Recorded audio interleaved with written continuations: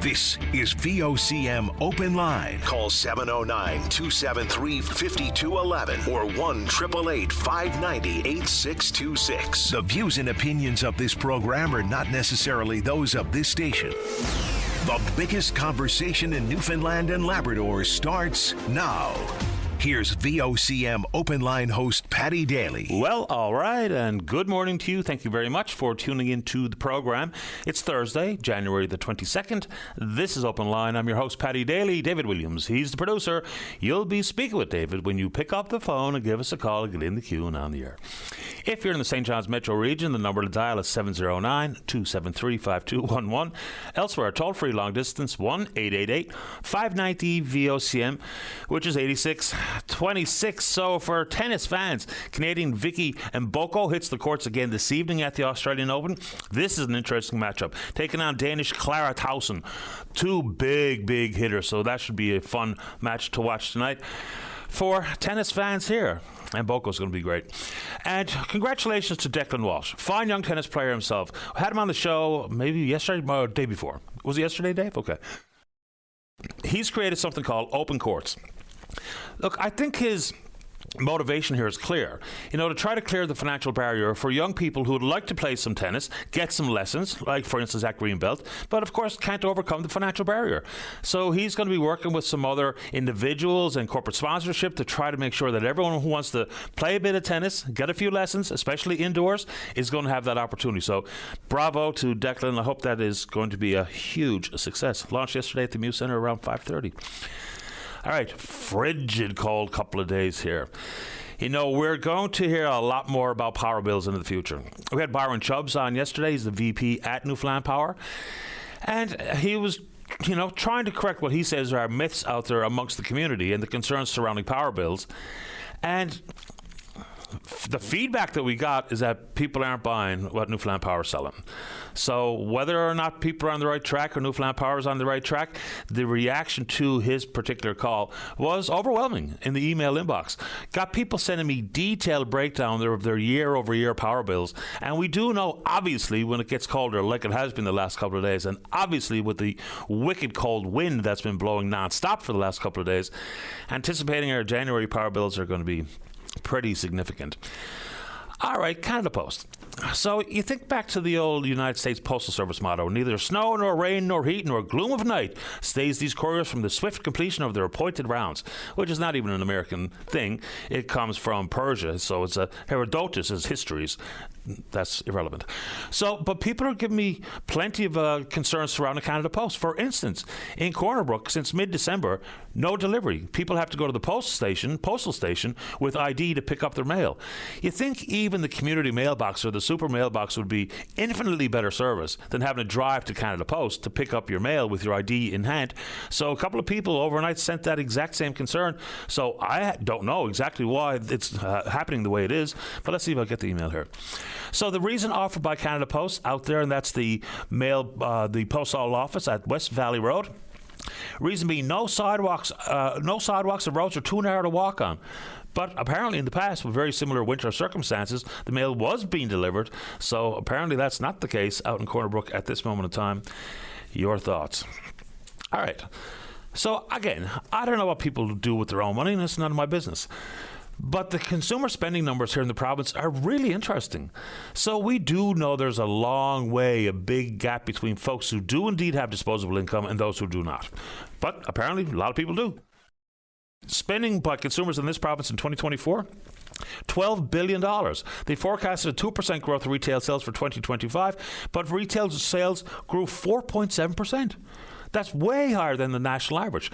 It's extraordinary that the amount of money that's kicking around, even though we hear so many tales of woe. So the energy sector growing, all 4 offshore fields are in production, first time since 2023. Production volumes up last year about 20%. So good news for the provincial coffers. Advances in mining and fishery, oil and gas. But the numbers really just blow me away when we talk about the automobile sector. Let's see here if we get the numbers. So even just you take 1 month last year, over 4,000 vehicles sold in May. And the growth in the market regarding the automobile industry here in this province is way above national average. I know when you drive around town, not only is the place overpopulated with vehicles, but the number of luxury vehicles you see on the road is really astounding. It truly is. But while we compare and contrast that to the financial realities regarding the provincial government, which we still don't have a very detailed breakdown of how we went from $325 million in deficit all the way to $1 billion in deficit, or just about $1 billion in deficit for one annual year, including all the big tobacco settlement money, which I still think hasn't been carefully or reasonably explained to the listeners nor to me. So anyway, the consumer spending numbers are just unbelievable. All right, had Lloyd Pardon, the Minister of Energy and Mines, yesterday, talking about an issue that's swirling around the oil and gas industry about, of course, Beta Nord. So a few interesting takeaways from that particular conversation. Number one, he says progress is going well in trying to achieve a benefits agreement with Equinor. The Decision Gate 2 deadline, self-imposed by Equinor, was not met in December. So I don't know how we can read between those particular lines, but Minister Parrott says things are advancing and progressing nicely. Okay. Also asked because when the Liberals were in government, we would talk about oil equity stake. And the hope for the then Liberal government was a 10% equity stake. Asked Minister Parrott about exactly that yesterday. He says, yes, this government is still proceeding with the hopes of having an equity stake at Beta Nord. Did not give a specific number. Don't know if it's 10 or anywhere around there. In addition to that, he says he fully anticipates the federal government to step up to be involved in covering the royalties that have to flow to the United Nations under Article 82. I mean, the Liberals took a very similar stance. They said, look, as a province, we didn't sign on. The country signed on, so it should be the responsibility of the federal government. Whether or not that's going to come to pass, don't know. Really wish we had a little bit more time to ask another question about oil equity stakes. Because the government of the day, the Liberal government, they floated, this a couple of years ago, they floated to the market to see what the value or the interest might be in purchasing our equity stakes in the offshore oil fields. So, you know the ones, 4.9% equity position at Hebron, 8.7% equity position at Hibernia South Extension, 5% in the White Rose Extension Project, all of the intellectual property regarding exploration teams and seismic at Oilco. It'd be nice to know where we are on that. And once again, in the realm of public disclosure and transparency, it would be great, and I might be in a very slim minority, but I'd really like to have a look at that Rothschild report, compare and contrast it with the Moya Green-led report, the Premier's Economic Recovery Team, just to see how similar they are. And I bet you they're very similar. And we were told it's going to be a big part of the roadmap for the future of the province, fiscally speaking, but yet not much has been done on that front other than leasing out Bull Arm. But anyway, your thoughts. All right. Yesterday I had Ms. Gambit Walsh on the program to talk about the fish sauce business and transporting whatever's in those vats of rotting fish sauce to Sunnyside. And the assertion was the folks out in Sunnyside were unwilling to take it.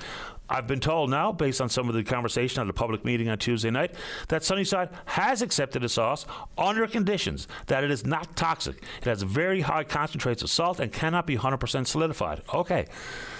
So which is it? From the folks in Sunnyside, they say, well, no, we've already agreed as long as the conditions can be met. But regardless of where it goes, and of course it's got to be a final destination for that absolutely rancid fish sauce out in St. Mary's, that old abandoned plant. But apparently the folks in Sunnyside, they have conditions, but they will accept it if they can be met. So, not sure. All right. I'm going to go back to the well on this because we've got to keep this one going. Is the whole forecast regarding the need for more long-term care beds. You know, it all dovetails with what we've heard from Dr. Scott Wilson at St. Clair's Emergency Room about, you know, it's not just staff and urgent care is going to be helpful, but the overcrowding issue is mind-boggling. And a lot of that goes with the fact that we need more long-term care beds. So how do we actually approach this particular conversation? At this moment, there's approximately 3,300 long-term care beds across the province. They project the need for over 4,500 in the next decade. So that's 30% increase in demand. So insofar as staffing goes, it's always been a head-scratcher. You know, it used to be that you could get yourself a job in the healthcare system as a nurse or a doctor, and those opportunities are still there. But we're simply not graduating enough people, all the way from technologists to clinicians and doctors and nurses, LPNs, nurse practitioners, social workers, and otherwise. What do we do? I mean, is it not still an attractive profession for people? It seems to me the seats are all occupied. So while we were talking about a law school at Mon and all the rest of it, where do we actually go here? Because even recruitment efforts, whether it be across the country or around the world, have been in some form successful, but it seems we're just having a wicked time in staffing. Can we further incentivize people with extreme grants and bursaries to take on some of these roles? Via education? Do we need to just simply expand the number of seats offered, whether it be in the nursing school or the medical school or otherwise? And those expansions have happened. But still yet, we're coming up so woefully short. So, as I said yesterday, and maybe the day before, we still need government to stop just talking about things like aging in place and what have you. We're not doing a whole lot about it. When people are clamoring for extended home care hours, to be told that they can't get them, and then consequently what happens? We need people to be in personal care homes or long-term care homes, but we don't even have enough beds. So, we are at push and shove, are firmly knocked up against each other here, and what the solutions might be, I don't know. But just think about a 30% increase over the coming decade for simply long-term care beds, and all the while, the blame on hospital overcrowding as to why the emergency room wait times are as extraordinarily long as they are. Amazing stuff. All right. So these frigid nights gives me time for pause and to think about the issue regarding just how many people do not have a place to live. It's extraordinary when you think about it out loud. Modern day Canada, we've got so many people that are homeless. All right. So only 4% of the housing supply in this country is social housing. And it's not working. So there are some jurisdictions that have taken a very different stance on it.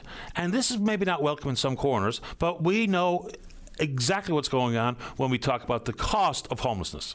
People talk about the cost of putting people in a safe, dignified, healthy place to live, but it costs us way more when people are homeless. Look no further than the issue coming from the teaching hospital university in Toronto. They did the hard work here. They looked at 1,000 admissions. 500 were people who were housed, 500 people who were not housed with their chronic underlying conditions because of their homelessness.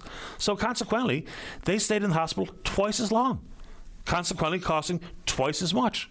So I've never seen a politician do the hard mathematical work about exactly what it's costing us here in this country as best possible.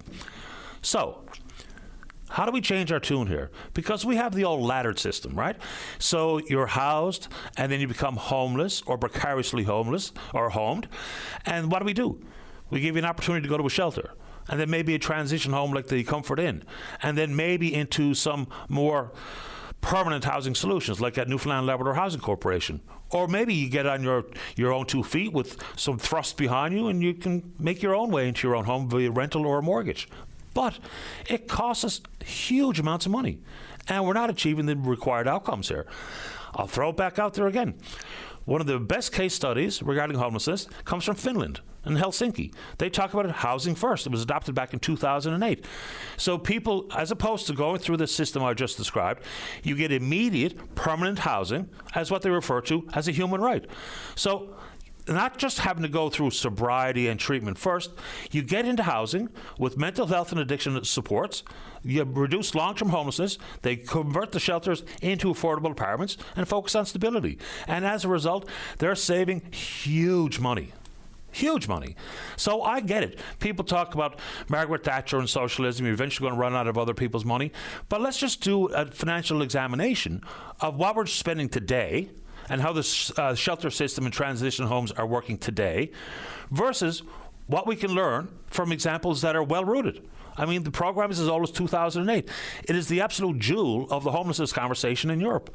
And other countries are looking at it and trying to adopt it and co-opt it into their strategy. So, the help required, and of course we can expand that conversation into things like detox, rehab, sober living and what have you, but the way we rely on the shelter system, and just think about it, Colin McNeil, he's the new executive director of The Gathering Place. He was on the morning show with Jerry Lynn and Russ this morning. Talk about the fact that they're still having to, unfortunately, turn people away. So what becomes of those people? Last night, what was it? Like minus 25 at the wind chill last night? So it's not fit for man or beast outside, but we seem to be on the wrong track. It'd be nice to get back on a more stable footing there. All right. So the old notorious Boston office. So established by then Premier Fury to look at potential economic partnerships in the northeastern United States. It's probably more important than ever, given the circumstances that we're dealing with today, but apparently that office is under review. Not exactly sure what the price tag will be for operations there, but it would be nice to hear exactly what has been achieved, if anything. And maybe if we're going to continue operating that office in Boston, it can be expanded beyond simple economic opportunities to also include academia and healthcare professionals.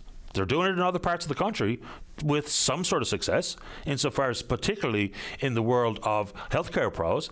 And academia, kind of, people look down their nose at it.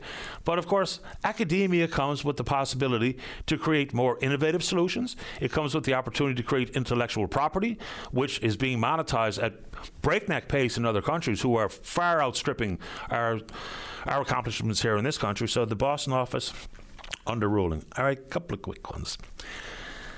All right, we can talk about the deal with China and what have you. And the federal court now has ruled that when the federal government said that TikTok operations had to be suspended in the country, the federal court has now ruled against the government. Send it back to the minister responsible, that's Melanie Joly at this point, for careful review. What I do find, it's not funny, but the irony's not lost on me. With some concerns being shared and questions and concerns, absolutely welcome conversation here, about a deal with China, but posting the videos condemning the expanded trade relationships with China and posting it on TikTok, where we all know is distinct jeopardy with your personal information to be compromised by China. And there's that company, ByteDance, who owns and operates. All right. And to that end, I'm a little bit surprised we haven't had more conversation with people about the move in Australia to ban social media use for youth under the age of 16. It's not going to work perfectly because, of course, the workarounds have been widely discussed by Australian youth, but you see it as much as I do. The amount of poison being consumed on some social media sites is overwhelming. And it's a bit hard on the head. I've had to do my level best to reduce my doom scrolling time because it can be a little bit too much. Just imagine what it must feel like for a 12-year-old or a 13-year-old. So I think we should be talking about that just a little bit more. Your thoughts. All right. So the Prime Minister, Mark Carney, and his cabinet are now in Quebec for 2 days of meetings. It's fine to talk about a speech given by the Prime Minister in Davos at the World Economic Forum. That's one thing. And I know there's been lots of jet setting to try to create expanded trade opportunities with countries all around the world. And so that's, of course, a big, important part of the job. But now it's time for action on domestic issues as well. We hear the same stories all the time, whether it be advancing some of these so-called major projects, dealing with the affordability crisis here in this country, and yes, of course, dealing with the federal government's responsibility inside the world of housing, whether it be federal land or financial supports or whatever the case may be. So I know lots of people are applauding what was, yes, an impressive speech and well-articulated pivot to how the middle powers of the world can indeed operate, but domestic issues may be being unattended to. And I get the hard work that needs to be done, and I get the difficulty in trying to negotiate these massive trade agreements. But now back to the domestic issues and some of the issues that have been plaguing the country for not just the past few years, but for the past decade or two. So your thoughts on where you think the government needs to go on those types of affairs? Most welcome. All right, you knew full well that Mark Carney's speech in Davos was going to ruffle the feathers of the president. And they did. It did. So he got name-checked by Donald Trump yesterday when he presented his thoughts on the world to the audience in Davos, or I guess to the world stage. I don't really feel like getting too far into that particular speech. I watched it just to see how he would react to the Prime Minister's position, and of course then browbeat Canada as a country. And we apparently only exist because of the United States. And then things like NATO is the enemy, and NATO will never step up for the Americans. You know, regardless of your thoughts on Trump, even if you're a Canadian who for some reason supports Donald Trump, I mean, do you not feel insulted about some of that stuff? I mean, and I know NATO didn't trigger Article 5, but Canada was one of the first countries that suggested Article 5 be used to help the Americans in the aftermath of 9/11. 158 of our soldiers died in Afghanistan. A diplomat died, a journalist died, Canadian. So regardless of your support or lack thereof for them, does that not insult people? And again, the whole Greenland business. or Iceland, if you listen to the president, and he mixed them up several times during the speech. And then it's a thought there was some major victory achieved, because after all of the tariff threats and the political spectacle, that was the conversation regarding Greenland, he goes home with a deal to have more expanded military presence in Greenland, just like he had before all the tariff threats and all the rest of it that went with it. So it's being spun like a top in my email inbox about some sort of masterclass negotiated deal, but the deal was there since 1951, and here we are. So I don't really feel like talking about it a whole lot, but if you'd like to, we can do it. How are we doing out there, Dave? We're on Twitter. We're VOCM Open Line. You know what to do. Email address is openline@vocm.com. When we come back, let's have a great show. That can only happen one way. You and the Q to talk about whatever's on your mind. Don't go away. Welcome back to the show. Mentioning the Newfoundland power-related conversation we had yesterday with one of the vice presidents is, I don't know what happened in your home last night, but last evening in our home, the power went out, I don't know, 5 or 6 times over the course of a couple of hours. Usually only lasted about 30 minutes. Someone's asking me exactly what is the cause of it. I don't really know. I've heard people say, well, some of it is ice on the wire, some of it would be salt that's piled up on the wires. So again, it was pretty unreliable last evening, even though the outages only lasted some 30 seconds, just enough time for me to have to reset all the clocks and the microwave and the stove every single time. But yeah, there's that. All right. And then there's some questions being asked about the court proceedings, specifically about the Tony Humby case. Look, apparently yesterday the Crown rested. I mean, this has been ongoing for years. So apparently Mark Rushy, who's the lawyer for Tony Humby, plans on only calling one witness, and it's not going to be Tony Humby, apparently. So I've been asked what the likely outcome here is of the Jordan application. It's a good question. I mean, the Jordan application has been filed by Mark Rushy and talking about the timelines for, the speediness of trials. In provincial court, 18 months from charge to conclusion, and in Superior Court, 30 months. So I guess the judge is going to have a devil of a time to try to evaluate the amount of time that was caused by defense interruptions versus issues regarding the Crown. We know that Tony Humby changed lawyers, and at one point there was like a 9-month break in the proceedings. So these are pretty good questions, but I don't know what the answers are. But what we have heard yesterday from the court proceedings is that the final piece of evidence offered by the Crown was a collection of text messages between Tony Humby and now convicted child rapist Bruce Escott, who's serving a 13-year sentence. So some of that stuff came across as pretty dire, and I don't know how it's going to be included here, but inside the agreed-upon statement of principle regarding Mr. Escott's guilty plea, we're told also that it included implications for Tony Humby. So what that means into the future, I'm not entirely sure, but the case has been extremely unsettling. And the same emailer asked about when we're going to hear the conclusion and the sentence for Marcus Hicks, another good one. And that one irritates me as much as anything else, given the fact that one of my boys was in the volleyball scene, and I'd seen Marcus Hicks around the gym several times, and knowing what we know now about his behavior behind the scenes, behind closed doors, and or the rest of it, it's particularly unsettling.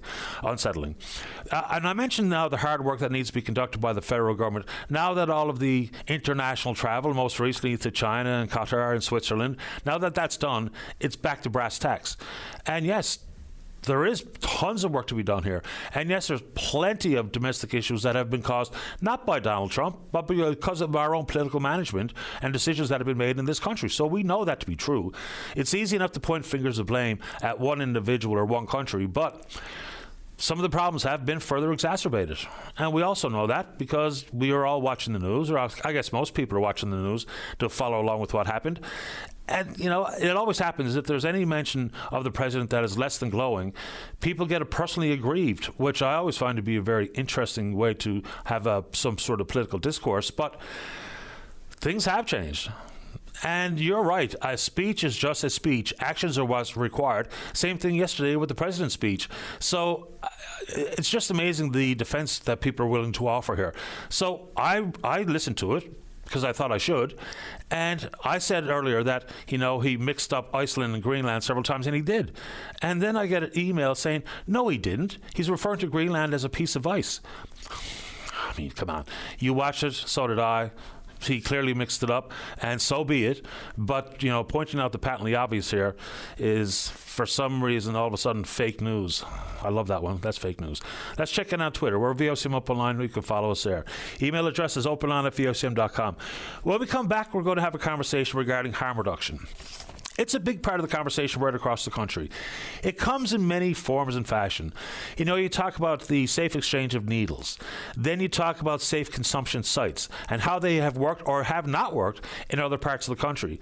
You add that as part of the complementary piece inside the world of support for people who are in the death throw of addictions. And we all see those stories, and they're absolutely heartbreaking. So in a careful examination of harm reduction approaches taken here and elsewhere, it's being doctored by Dr. Gillian, see if we get the right name, Kala. Hopefully I pronounced her name properly. She joins us right after this. Don't go away. Welcome back to the program. Let's go to line number 1 and say good morning to Dr. Gillian Kola, Munn Assistant Professor of Population Health and Applied Health Sciences, and joins us on line number 1. Dr. Kola, you're on the air. Thank you so much for having me. Really pleased that you made time for the program. So your research here is critically important, given what we see as an epidemic or a crisis regarding drugs and drug addiction here in this country. What's the jumping off point for your research? What are you working on? So one of the jumping off points from my research is actually how we can come together and provide better supports and care for people who use drugs, as well as for people who are having problematic patterns of use with substances. And I'm really interested in looking how we can build continuums of care that can encompass evidence-based harm reduction solutions, as well as evidence-based treatment solutions that really meet people where they're at the moment that they need help and support. One of the conversations in the community about harm reduction is that it basically enables drug use. People talk about whether it be safe needles or safe consumption sites. How do we approach that part of the conversation? This is a really, really interesting point that you're bringing up, because I think that the idea that harm reduction programs somehow enable substance use is one of the biggest myths around drug use and drug policy. The fact of the matter is that we had people using drugs way before we had harm reduction programs. And we've actually seen when harm reduction programs have gotten taken away, that people continue to use drugs. They just do so in more dangerous or risky situations.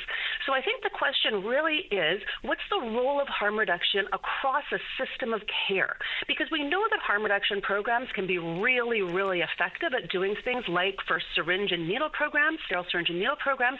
They reduce HIV and hepatitis C and other bloodborne illnesses incredibly effectively. We've known this since the 1990s. That's actually not, something that is in dispute. Supervised consumption sites, they're incredible not only at reducing overdose and overdose mortality, they're really, really good at actually connecting people to health and social services that might help them be safer and move them towards stability. So again, I think we have to move beyond some of the myths that have been really, really long-standing in our societies because of stigma against drug use, and start to look at what the evidence has been telling us about how we can best support people using drugs in our communities. How do we, some of these conversations are really quite fractured or splintered, because we'll talk about the science of safe consumption sites and what have you, but it's also the impact on community where the safe consumption sites are. And you see the pictures coming from whether it be Ontario or British Columbia.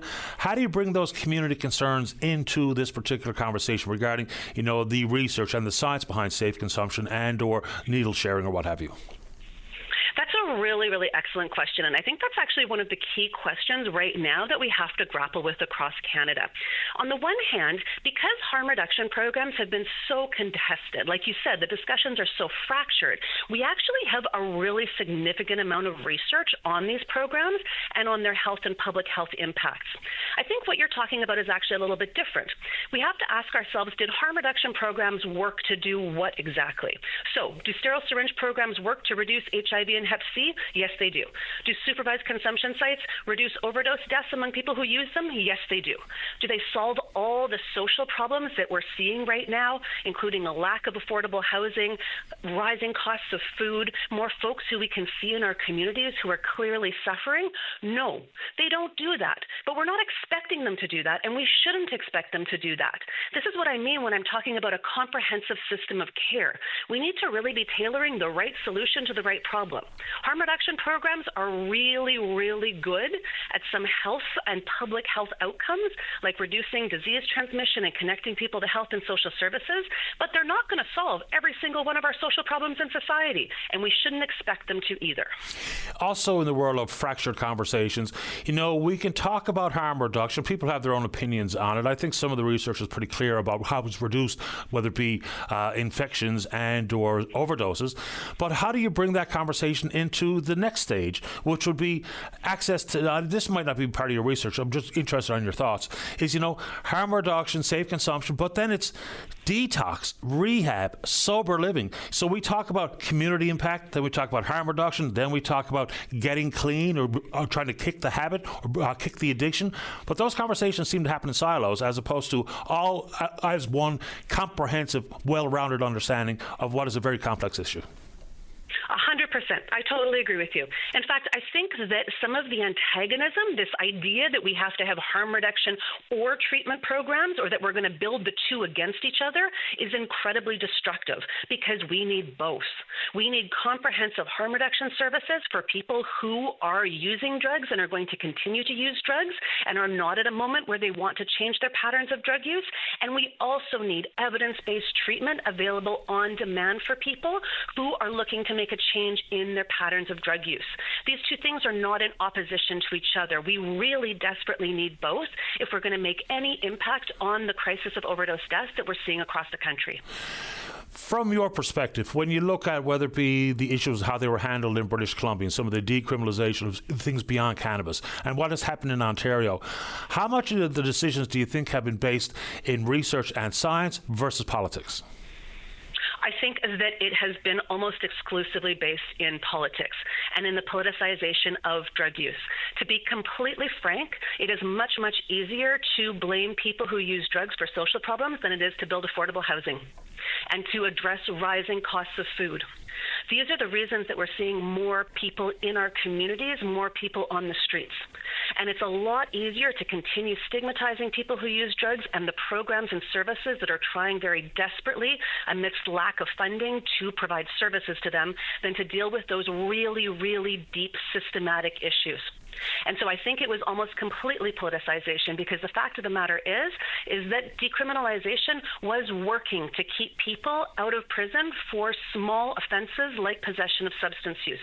We know that putting people in jail just for having a bit of drugs in their pockets doesn't actually produce good social outcomes, and it's actually really expensive. And so it was an attempt to actually do something different on the criminal justice area. Was it going to solve every problem of homelessness or even address the overdose crisis? No. We should have never expected that it was going to do that. But it was very effective at dealing with a criminal justice system issue that we should have actually probably dealt with a long time ago, which is that jail is not a really good place for folks who are using drugs. We need to actually have those evidence-based treatment programs to provide help and supports to them. That's what's actually going to be helpful.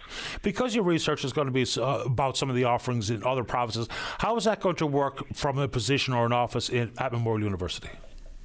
That's a really, really great question. So one of the things that we haven't done really, really well in Canada is actually look at the way that we can take the evidence and the experiences in some of our larger urban centers and then move them into smaller places, smaller communities, as well as rural and remote areas, and ask ourselves how we can do better in those small places as well. We're not great at that across the country.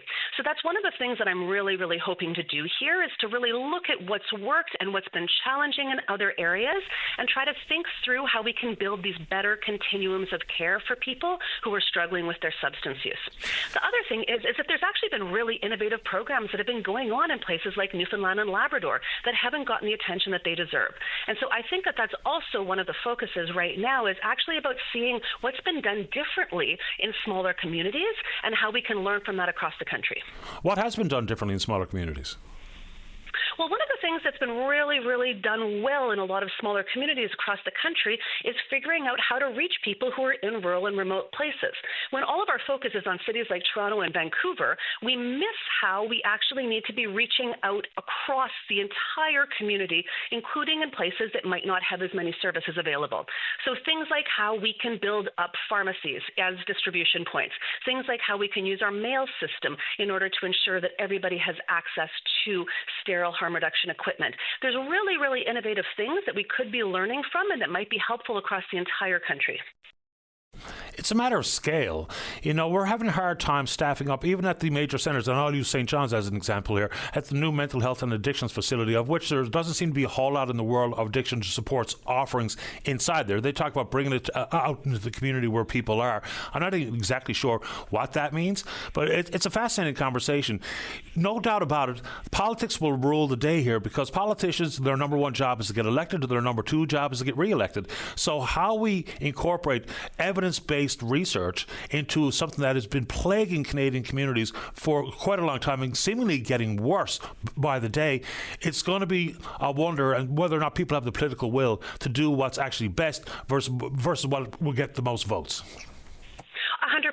And also, I think the thing that's really difficult when it comes to substance use is this is something that a lot of folks in our communities have a lot of experience with. We've seen the impacts on our friends, our family members, and our loved ones. And when folks are struggling, we just want them to find the help and support they need to get better. I think, unfortunately, our society has really taken up these ideas around we have to pull them up by their bootstraps, we have to let them hit rock bottom. The fact of the matter is that throwing people out in the cold has never actually been a good way to support people towards better and healthier habits.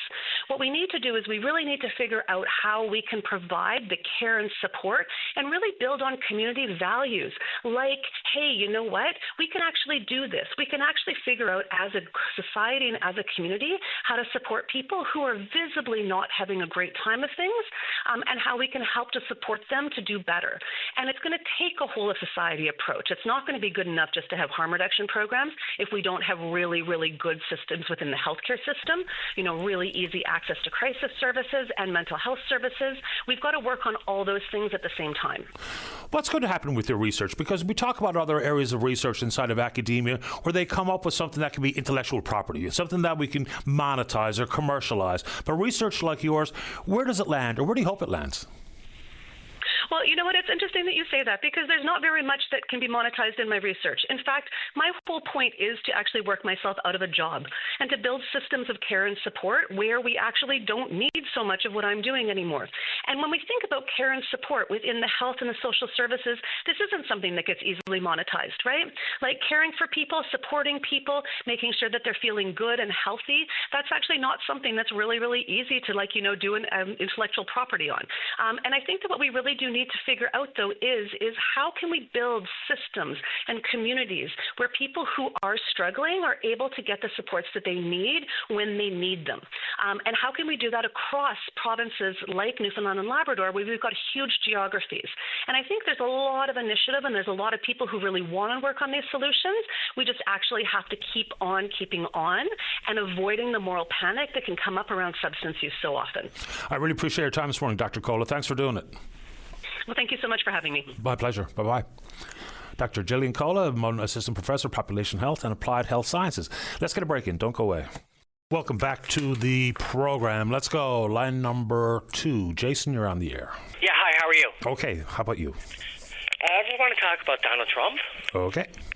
Okay, what he said yesterday is Canadians are ungrateful, right? They all get freebies, right? Mm-hmm. And he said, look at that Prime Minister over there, Mark Carney. Mark Carney, he's just standing up, if I was him, I would have got up and punched him right in the face. Yeah, Carney wasn't even there by the time that the president spoke to the crowd at Davos. So, I mean, it's kind of interesting when you think about the actual text of the Prime Minister's speech.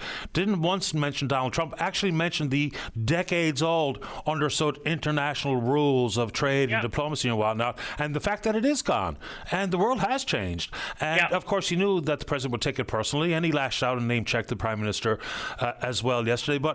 And again, for Canadians, people can support whoever they want, but to tell us that we only exist because of the United States and NATO wouldn't be there. We're be loyal to them. Yeah, I don't know, man. It's Come on. a bit much. And see this smirk on his face? Mm-hmm. You got to take this man serious. Like, it's like he can just tune us out and he can just do whatever. He sounds like a terrorist. Well, if you ask me. Yeah, I mean, You understand what I'm saying? I think so. I think he's going to come. Like, I don't know if he's going to come in our country and just. I don't know. Like, he wants to own Greenland and Denmark. I mean, that's their business. But this is Canada. This is for the people that. You know what I'm saying? Yeah, I don't think we have any military worries in this country. I don't think that's a thing. I'm saying. Like, yeah, but like he said that. He's basically calling me and you and Mark Carney ungrateful. Yeah. Canadians, right? Yeah, I don't know, What's next? He wants to buy Newfoundland because we're an all-in? Well, I don't know what he wants to do regarding Canada these days. Because we're a part of Canada, you know what I mean? Yep, I do. And but the man is twisted. I don't know why you got your views with him, but like when he was in wrestling, he was entertaining. But now he's into politics. This is something he takes serious.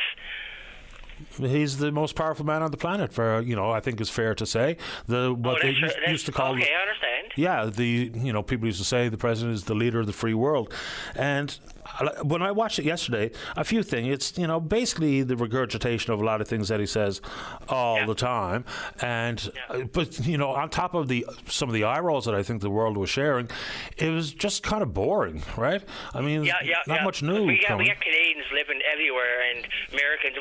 They're our neighbours, right? Absolutely, they rely on us, just we all rely on them. I have no issue with Americans at all. Never have, and I don't as a result. And the Canadian dollar's not worth more down there, but that doesn't matter. Like he don't want nothing to do with Canada. He don't want no vehicles, nothing. Yeah. So what's going to happen? Don't know. I don't think anybody does, and that's probably one of the biggest problems. Is nobody really knows. No, and it's sad. Like here it is. It's a land of freedom and that, right? You know what I mean? Figures free speech, but the man is saying is ridiculous. What he's saying about Greenland and Denmark, and I don't understand it now, but now I do. And it's you got to take serious, right? Of course you do. I know he's best buddies with Vince McMahon. Vince McMahon, I'm a fan of huge wrestling, right? Okay. Okay, is that his best friend? I really don't know who his best friend is, but I do know that Vince McMahon's wife, Linda McMahon, is a cabinet secretary. I mean, whoa. Oh, okay, yeah. Do you think Donald Trump knows where Newfoundland is? Unlikely. Linda McMahon, I think she's the cabinet secretary for education, right? I'm pretty sure. And so, yeah, that's right. That's correct. But Donald, come on, like.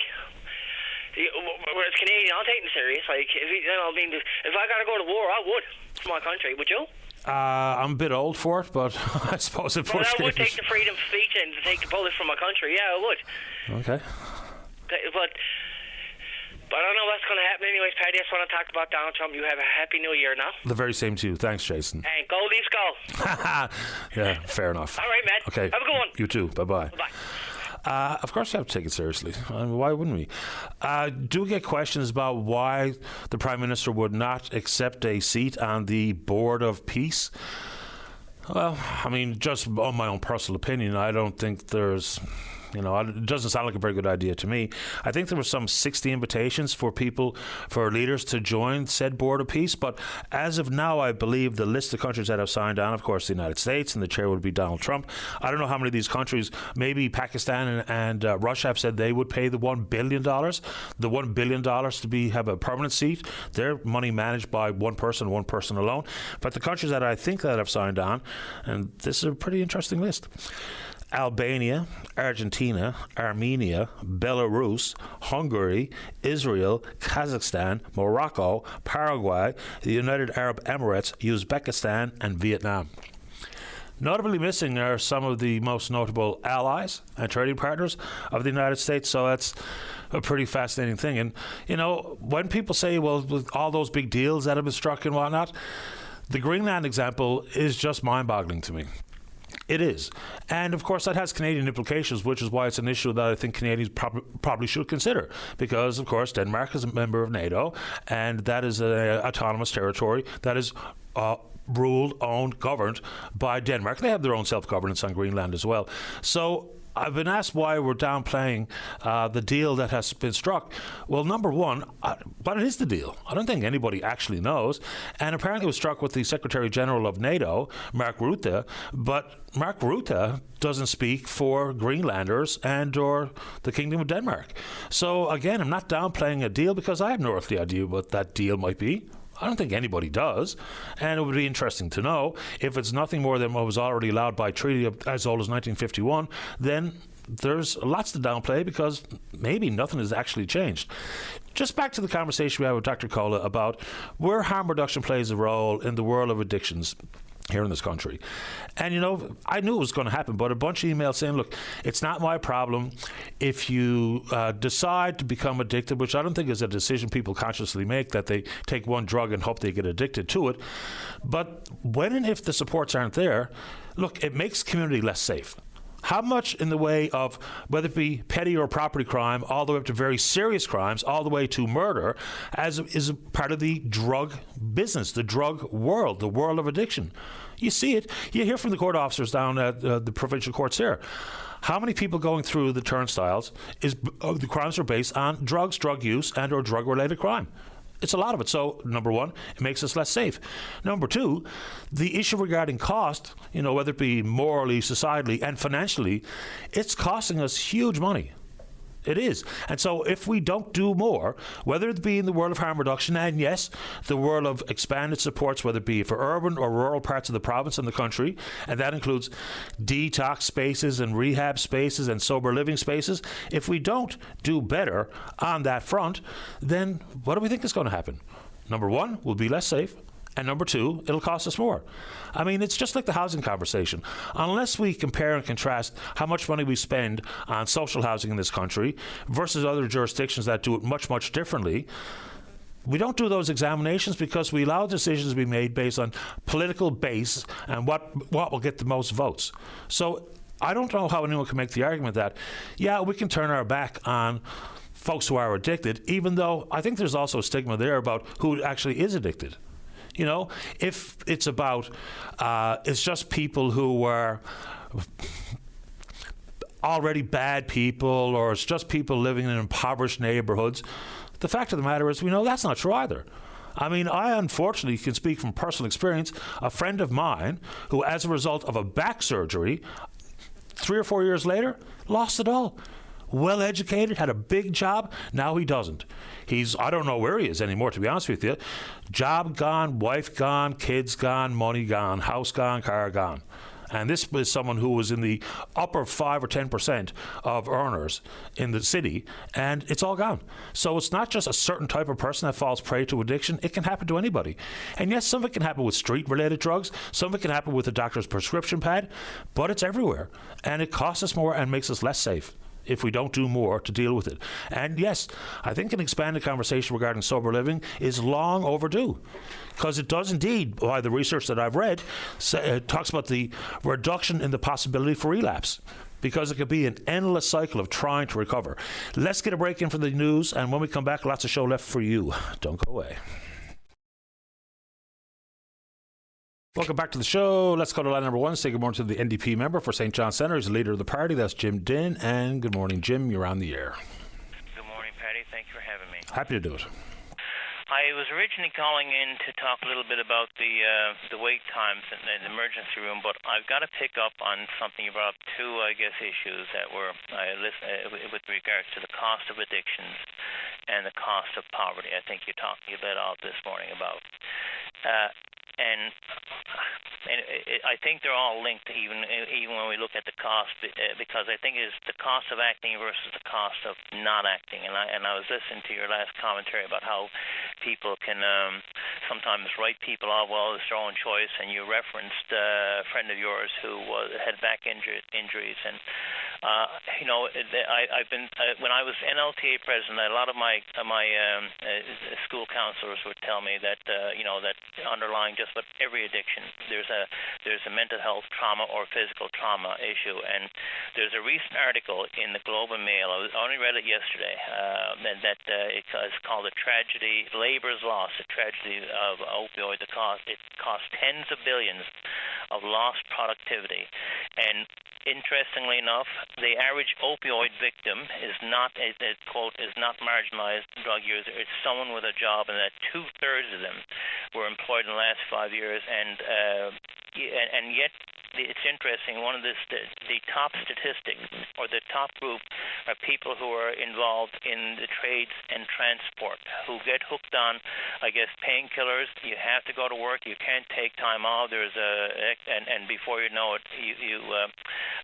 before people are drawn into this cycle. And I've met some of the people who I've met that I've helped and that we meet downtown who are panhandling. If you talk to them, you find that they've had good jobs. That they are skilled workers in some ways, and their life took a turn, whatever.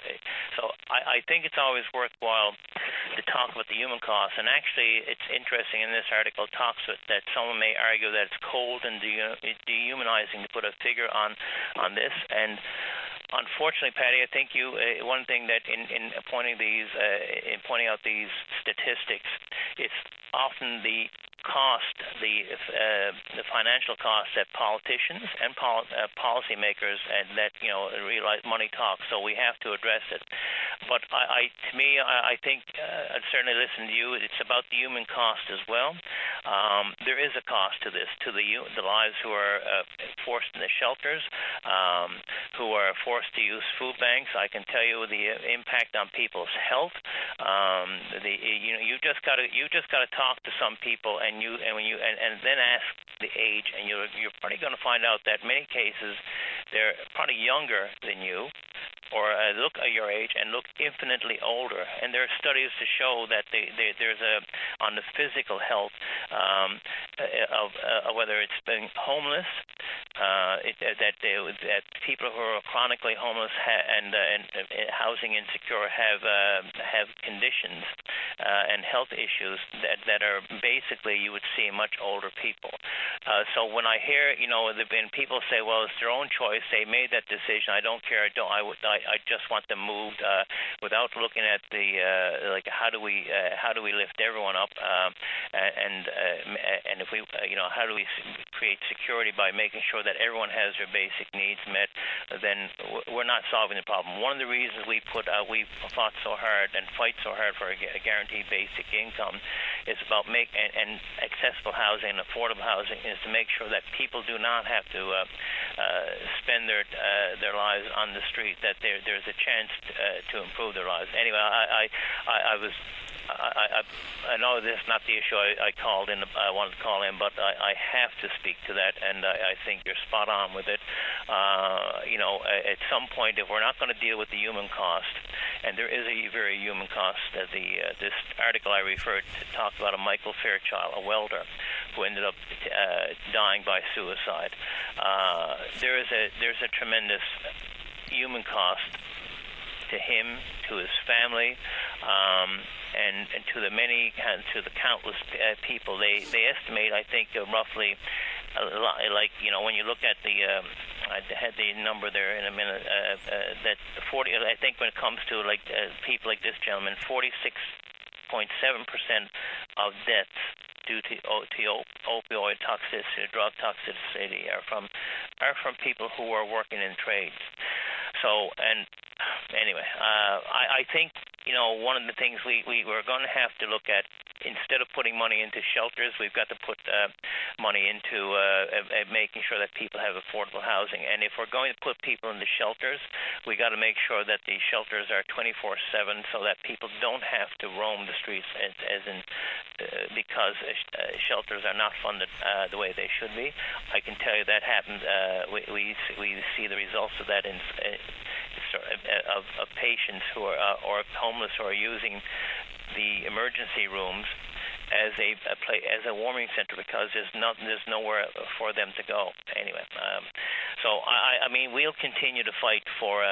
We're going to continue to fight for the supports that people need, and that's everything from affordable supportive housing to guaranteed basic income to something like pharmacare. All these things that are going to start helping address the social determinants of health. That's because I have to believe that that's a lot cheaper than incarcerating people, putting them through the justice system, overloading the health system, you name it. It's if we're just looking at it from a purely economic point of view, a financial point of view, it's going to be a lot cheaper than the status quo, because it's costing us dearly, but it's costing us in human lives and productivity and everything else as well. Yeah, I mean, so one of the comments Dr. Cola made earlier in the program was, people caught with small amounts of drugs in their pocket, they're not drug dealers, they're drug users, and if and when they ended up in prison. And I've got a lot of reaction to that particular comment from Dr. Cola. People saying basically that's nonsense, that's where they belong, is in jail. But let's just think that down the road. So because everyone in prison in this country, well, virtually everyone in prison in this country, whether it be drug-related or not, they're getting out.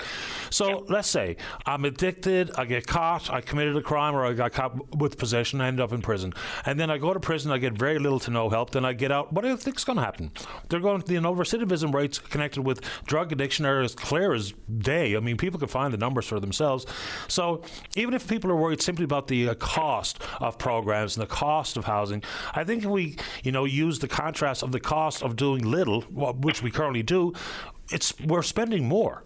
We're spending more, and it's hard to put a price tag on the human condition associated with these conversations. But, I mean, if we're being honest, even if people are the most fiscally conservative people in the country, we're spending more doing what we're doing today than what we could if we were doing better for folks, whether it be homelessness or people who are addicted to one substance or another. And just I don't know, this is probably apropos of nothing, but, you just think about some of the wealthiest people associated with drug use, people working in the trades, what have you. Go to Fort McMurray. So what the companies did, because of the optics of it all, they were drug testing because they should. They're working in dangerous environments and heavy equipment and all the rest of it. And so what they said is, if you even get caught with a bit of cannabis in your system, you're going to be suspended or fired. So what did people do? In an effort to keep their job and knowing how long the cannabis stayed in their system, and they were going to use some sort of drug, now they're using cocaine, which is so much worse because it's out of your system quicker. So if you smoked a joint on Friday night to go back to work Monday and get tested, you're in trouble. But if you did cocaine on Friday night before you went back to work on Monday, you passed your test. But now you're addicted to what? Cocaine. I mean, if anyone's ever been to Fort McMurray, well, I don't know what it's like today, but when I was there 20 years ago, it was unbelievable. Everywhere you looked in the bars, people were absolutely rattled on cocaine. You could see it as plain as day. And it was because of the rules regarding testing. And what happened? Less safe, more cost. Anyway, I don't know where to go with it. Jim, I'll give you the floor for whatever you really wanted to talk about.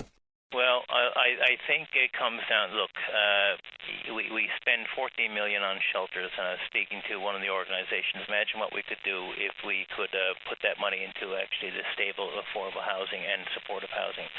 But when it comes to, and I guess I'll speak very quickly with regards to the emergency weight rooms. We brought this up years ago when they were looking at building a new hospital, a new St. Clair's, going to tear down the old St. Clair's, and they're going to build a new one to address the overcrowding and so on and so forth. And at that time, I made it clear, it's the age of the hospital. The hospital is actually in pretty decent shape. There's only one part that was 100 years old. That was that White House. But I remember speaking to the doctor at that time.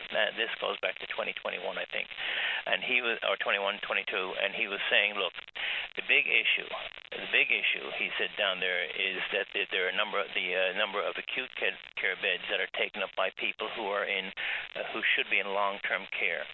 And there is the problem right now that if we take a brick and mortar approach to things, you're not solving the underlying problem, and it's a human problem. But I firmly believe is you look at the long-term care, you look at ways in which you can support people in their own homes so that they can can age in place as recommended in the health accord, and you start addressing those. But otherwise, if it's about building more buildings, and then we're never going to solve the problem, and it's just going to end up costing more. But as opposed to allowing people to age in place, I can tell you the number of people like seniors who we've tried to help in terms of getting the supports they need so that they can stay in their homes, that they can stay healthy, that they can have a healthy diet, they can have access to their prescription medications.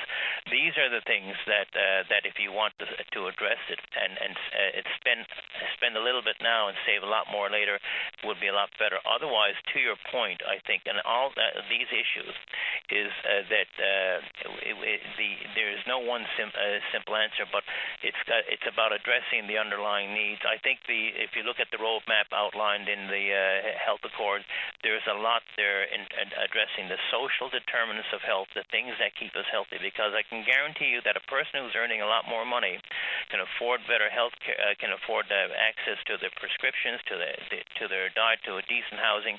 They're healthier for a reason, not by choice, but because they have the wherewithal and the supports to stay healthy. That's, if you want a healthy society, if I want to make sure that I'm well off, I got to make sure that the people around me are well off and healthy as well. And I'll leave it with that. I appreciate the time, Jim. Thank you. Take care. Bye-bye. Bye-bye, Jim Dinn. NDP member, St. John's Senator, leader of the party. Let's get a break in. When we come back, is this the same Garrett we spoke to not that long ago regarding sober living? I hope so. It was a great conversation. So Garrett's there to talk about sober shelters. Then Ramona wants to talk about military spending. And then whatever you want to talk about, don't go away. Well, welcome back. Let's go to line number 2. Garrett, you're on the air. Hello, Paddy. How are you doing today? Doing okay today. Thanks. How about you?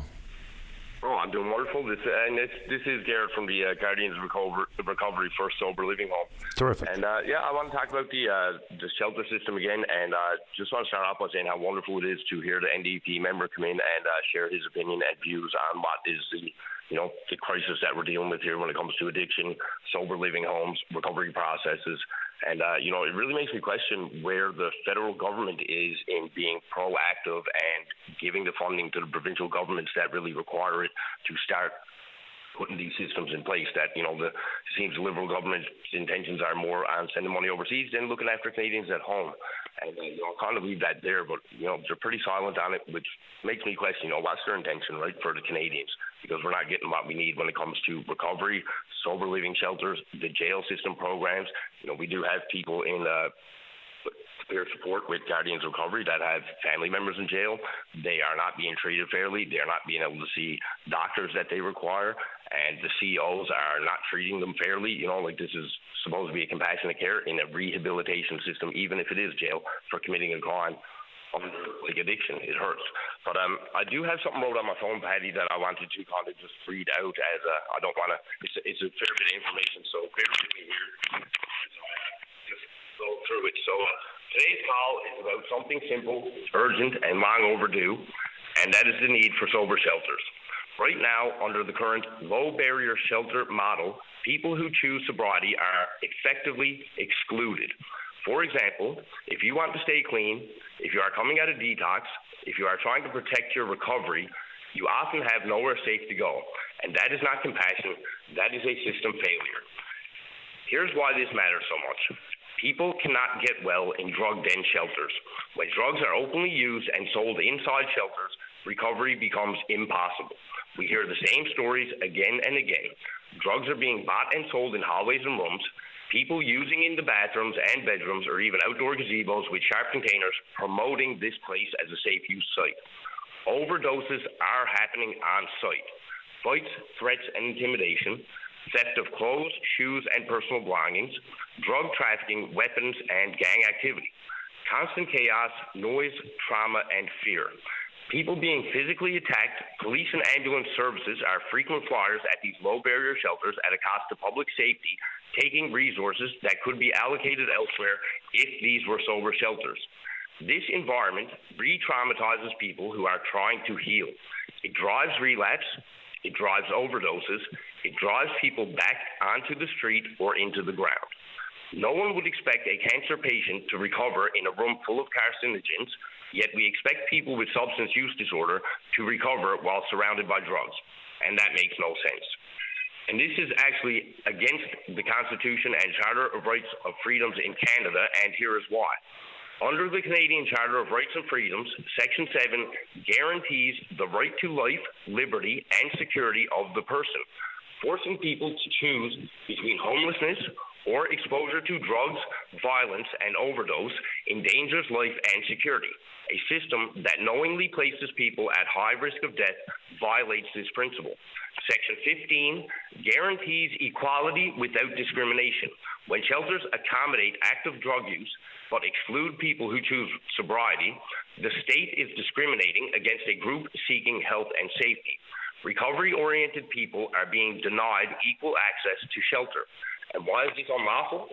Governments and shelter operators have a duty of care.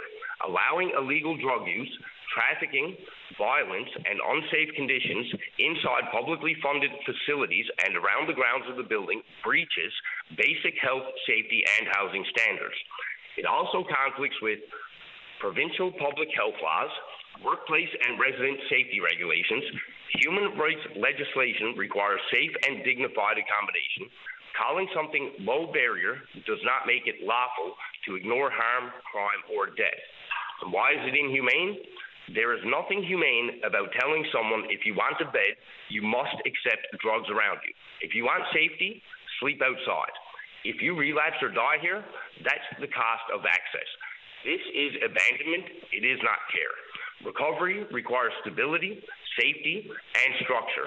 People need sleep without fear, bathrooms without overdose scenes, and rooms without dealers knocking on doors. The solution? Sober shelters, 50% minimum. We are not saying all shelters must be sober, but choice does matter. And right now, there is no choice for people seeking recovery.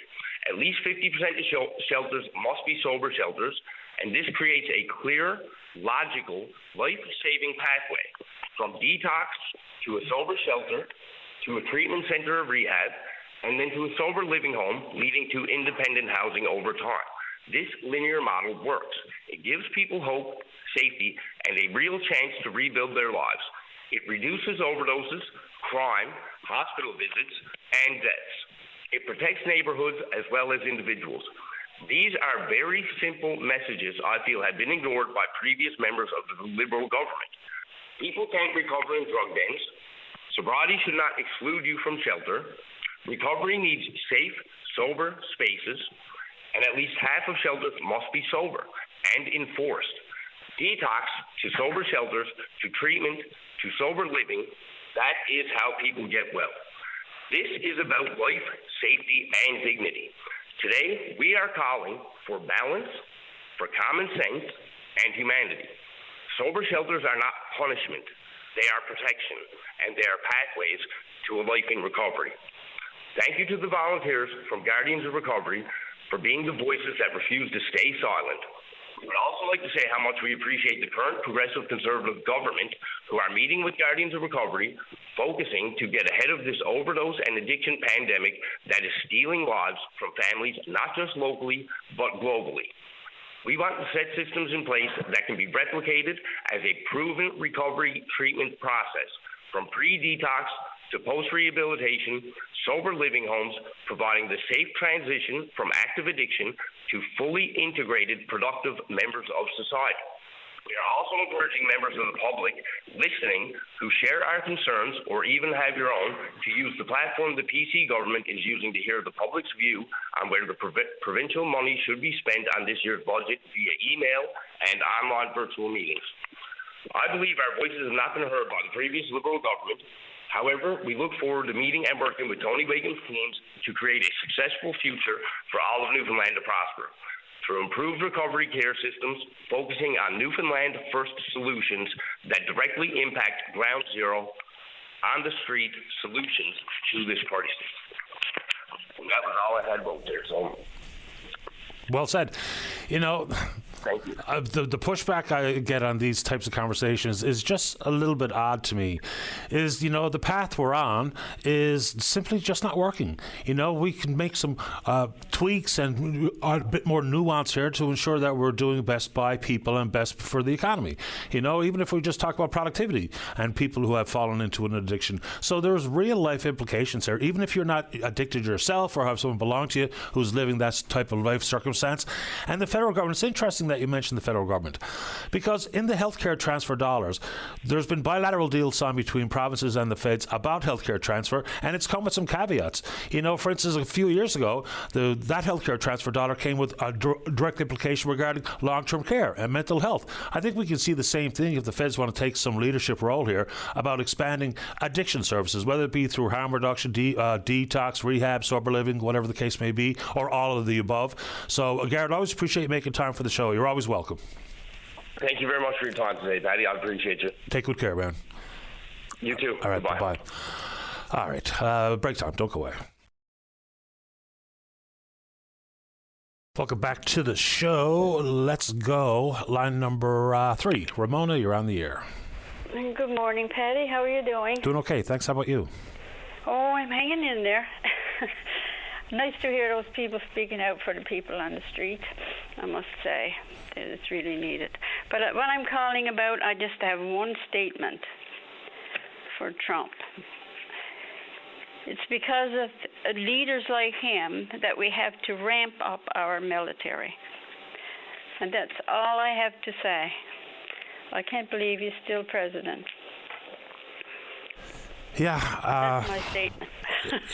You know, military spending here in this country, even if we just back out the current circumstances that people are thinking about and talking about, we owe it to the military to spend appropriately. And we do know that there's an ever-evolving issue regarding Arctic sovereignty. And so even if you just focus on that, because we don't need to talk about military might to be engaging in conflict across the world, we just have to be able to do what's right by Canadians, in the Arctic in particular. So I think whether we focus in on the new submarines and icebreakers and expansion at the Port of Churchill and things like that, that can make us safer. And federal investment, say, for instance, at Five-Wing Goose Bay. I know there was some $38.5 billion pledged a few years ago over the course of 10 years, but there's things we need to do for us and not even to worry about the United States, because I don't think we have a military worry with them, at least fingers crossed. I hope we don't, but I think we just need to do better for our own best interests. Well, I hope you're right. But, yeah, it's, he's causing a lot of uproar, and the expense that it's costing everyone, all the taxpayers. We could have more money to do the right things, like helping the people on the street, and he's costing the taxpayers. It must be costing the taxpayers a fortune. It just doesn't make any sense. Doesn't make any sense to me that this person is still president. I don't understand why he's still there. Well, I guess he had the support of some 77 million voters in the United States, which, again, I'm not an American, so I don't get much of a say, but yeah. Yeah, that's scary. Anyway. Appreciate the time, Ramona. Anything else? He would say, it's, no, that's it. That's it. I'm done. Thank you for calling. Anyway, yeah, okay, thank you very much. You're welcome. Bye-bye. Yeah, okay, bye-bye. Let's keep rolling. Let's go to line number 1. Beverly, you're on the air. Good morning, Patty. How are you doing? Doing okay, thanks. How about you? I'm still alive, buddy. Okay. I'm calling in about Jim Dinn's call. Okay. Jim calls in quite often about the homeless and the mental health issues and all this kind of bull. And I've had dealings with Jim myself, and I know other people did too. And Jim Dinn helps nobody, only Jim Dinn. And I know that for a fact. And he goes around the city supporting businesses like SpaceX when there is, what about the Newfoundlanders themselves that have restaurants/stores and he don't go to support them. Like, I heard Jim on this morning, and it pissed me off to hear what Jim has to say, because Jim Dinn should retire. He really should, because Jim Dinn do not help anybody, and I know that from experience. So I'd like for Jim Dinn to take me on in a discussion or whatever to talk about what he calls in the open line about, because he don't have time to answer anybody that calls into his office because he's too busy. What's he busy at? He don't help nobody. He does not, and I know that for a fact. Jim Dinn helps nobody, not the homeless, not the people with mental health. He does not. He was a teacher in Fairyland, and he taught my son for years, and I reached out to Jim Dinn when I needed help, and Jim Dinn never did call me back. I heard him this morning again talking to Patty Daly about mental health and homeless. Well, boy, listen, you maybe you should start doing your job and start helping people instead of calling in the open line with your BS, because that's all it's about. I certainly know people that live in that district who have different reviews of Mr. Dinn and things he's been able to do for them. And of course, I don't live in the district. I've never had to deal directly with Jim Dinn on policies that impact my life necessarily, but I certainly hear different from many people who do live in St. John's Centre. Yeah. Well, I don't live in St. John's now, but when I did, and I reached out to Jim Dinn's office several times, and I never got no response. So when I heard him this morning again, I'm like, what a pile of bull. Anyway, Patty, listen, thanks for listening to me, and you have an awesome day, okay? You too. Thanks for the call. Okay, bye-bye. All right, bye-bye. Yeah, I mean, we hear different reviews, different politicians from different individuals, and it's not for me to speak for or on Jim Dinn's behalf. If that's her individual experience in dealing with him or his office, then what am I to say about that? All right, I'm not going to squeeze this call in just before we get to the break, but let's check in on the Twitter box. We're VOCM Open Line. Follow us there. And I think it's the same person that maybe uses different email accounts, sends me the same notes over and over, and this is about the so-called downplaying of whatever deal was struck with Greenland about operating military bases there on behalf of the United States. Look, I think it's pretty basic. What I said is, what is the deal? I mean, to applaud something that we don't even know what it actually is just sort of strange politics. But strange politics sort of is the rule these days, not the exception. All right, email address. It's openline@vocm.com. And please do send it along. Just one more friendly reminder regarding text. You can indeed text the show, and we're happy to receive them, but I can't reply to it. So it happens all the time where someone will send a few notes via text and then eventually send me one saying, why are you ignoring me? I'm not. I'm reading them. I simply can't reply via email to your text message. So if you'd like to just change the approach and send it via email, I read just about every single thing I get. I can't reply to every single one right at the very moment, but so if you're intending on sending a text message, know that I will see it and know that I will read it, but I cannot reply, so I'm not ignoring you. That's not it at all. All right, let's get into it. So when we come back, we're going to be talking about the amount of taxes paid here in the city of St. John's. One story that got away from me yesterday, and I meant to speak to it, and so we'll give it a shot here now. Full disclosure, Kevin Breen, former city manager here in the city of St. John's, Kevin's a friend of mine. We were schoolmates, we played sports together, and so this is not necessarily just about Kevin Breen. This is about the amount of money spent at the city level here. So, based on the contract, he was owed significant monies on his way out the door. We can talk about the value of his pension at about $160,000, but the walking away money in excess of $460,000 is an extraordinary sum. And so for me, it's not necessarily about one individual. It's about how we approach contracts and the rate of pay and the benefit packages for people working at the municipal level. And the municipal creep for creeping forward. The amount of money spent on maybe redundant positions and other sizable municipalities here in the province is getting away from us, because the revenue stream for cities or other municipalities is a few things: few development fees, water taxes, but property tax is the number one source of revenue, and consequently my taxes have gone up again this year. So, we're told that the city is held firm on the mill rate, and so that's their job done. Yeah, but our property assessments are up, because that's the two factors in the formula, is the mill rate and my property assessment. And so it's fine for the city to hold firm on the mill rate. That doesn't mean I'm paying any less in taxes this year. It means I'm paying more. Don't go away. Welcome back to the show. Let us go to line number 5, Sigmund, to the Atlantic Director and General Counsel at the Canadian Taxpayers Federation. That's Devin Drover. Devin, you're on the air. Thanks so much, Patty.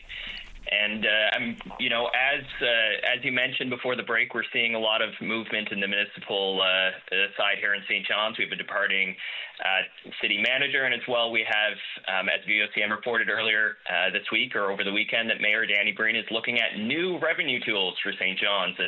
As political listeners are no doubt aware, when politicians talk about new revenue tools, they often mean is new taxes. So, at a time where families in St. John's are already paying more every year, not just in municipal taxes or in higher assessments, as you mentioned, but in groceries, fuel, and housing.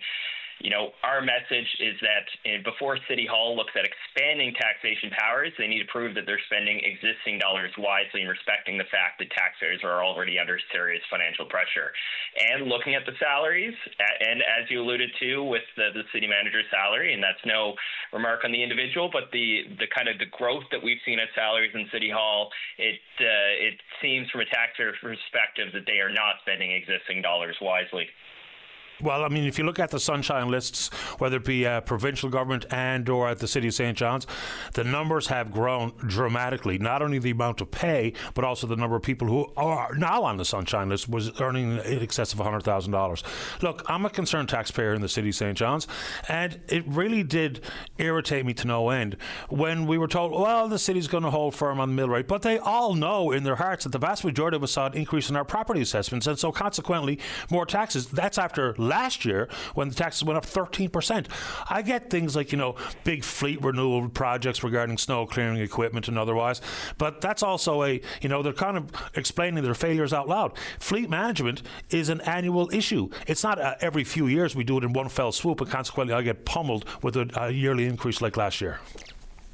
Absolutely, and it's, if you look at comparative towns or neighboring municipalities, Mount Pearl, Paradise, mill rates are already 23% higher here than they are comparatively. Water taxes are about 12% higher, and then you have the assessment issue on top of that. And as well, even if you take the assessment issue aside, mill rates went up 18% over the past 5 years. Most St. John's residents have not seen an 18% income increase in the last 5 years. So, when taxes are already rising that fast, the last thing City Hall should be talking about is inventing new ways to take more from residents. And on the disclosure side, if you look at the most recent disclosure, there's more St. John's employees in the management side that are earning over $100,000 than there are less of them. And when it comes to, the now former city manager earning more than $260,000 a year, and even if you ignore the $428,000 in total severance he's walking out with, just that $260,000 mark, that's higher than the province's most senior officials if you count, deputy ministers or the clerk of the executive council. And I think taxpayers are entitled to ask how a municipal administrator of a city of roughly 110,000 people is being paid more than the province's most senior officials. It doesn't make sense, Patty. No, it's a pretty extraordinary rate of pay. No argument there. And even operations of the city are going to become much more costly. So they're going to have to be even more diligent in the future. Whether it be electricity rates associated with Muskrat Falls, whether it be the road work issue, still waiting for a bit of a detailed explanation as to why we've seen an 85% increase in the cost of road work since 2019. So that's going to be another municipal bill that we're going to have to tackle. So that's going to be used as a justification to hike my bills one more time. But hey, you got to find those savings somewhere else. I mean, the cities, St. John's taxpayers, and I would suggest most of the big municipalities across the province and the country, we're at a tipping point here. And I know taxes are required for general operations, and a lot of what I rely on a day-to-day basis is delivered by my municipality. But hey, the electricity rates are going to come to roost. The cost of road work, we see the numbers, even though we don't quite understand the numbers, that's going to be another huge expense in the capital budget.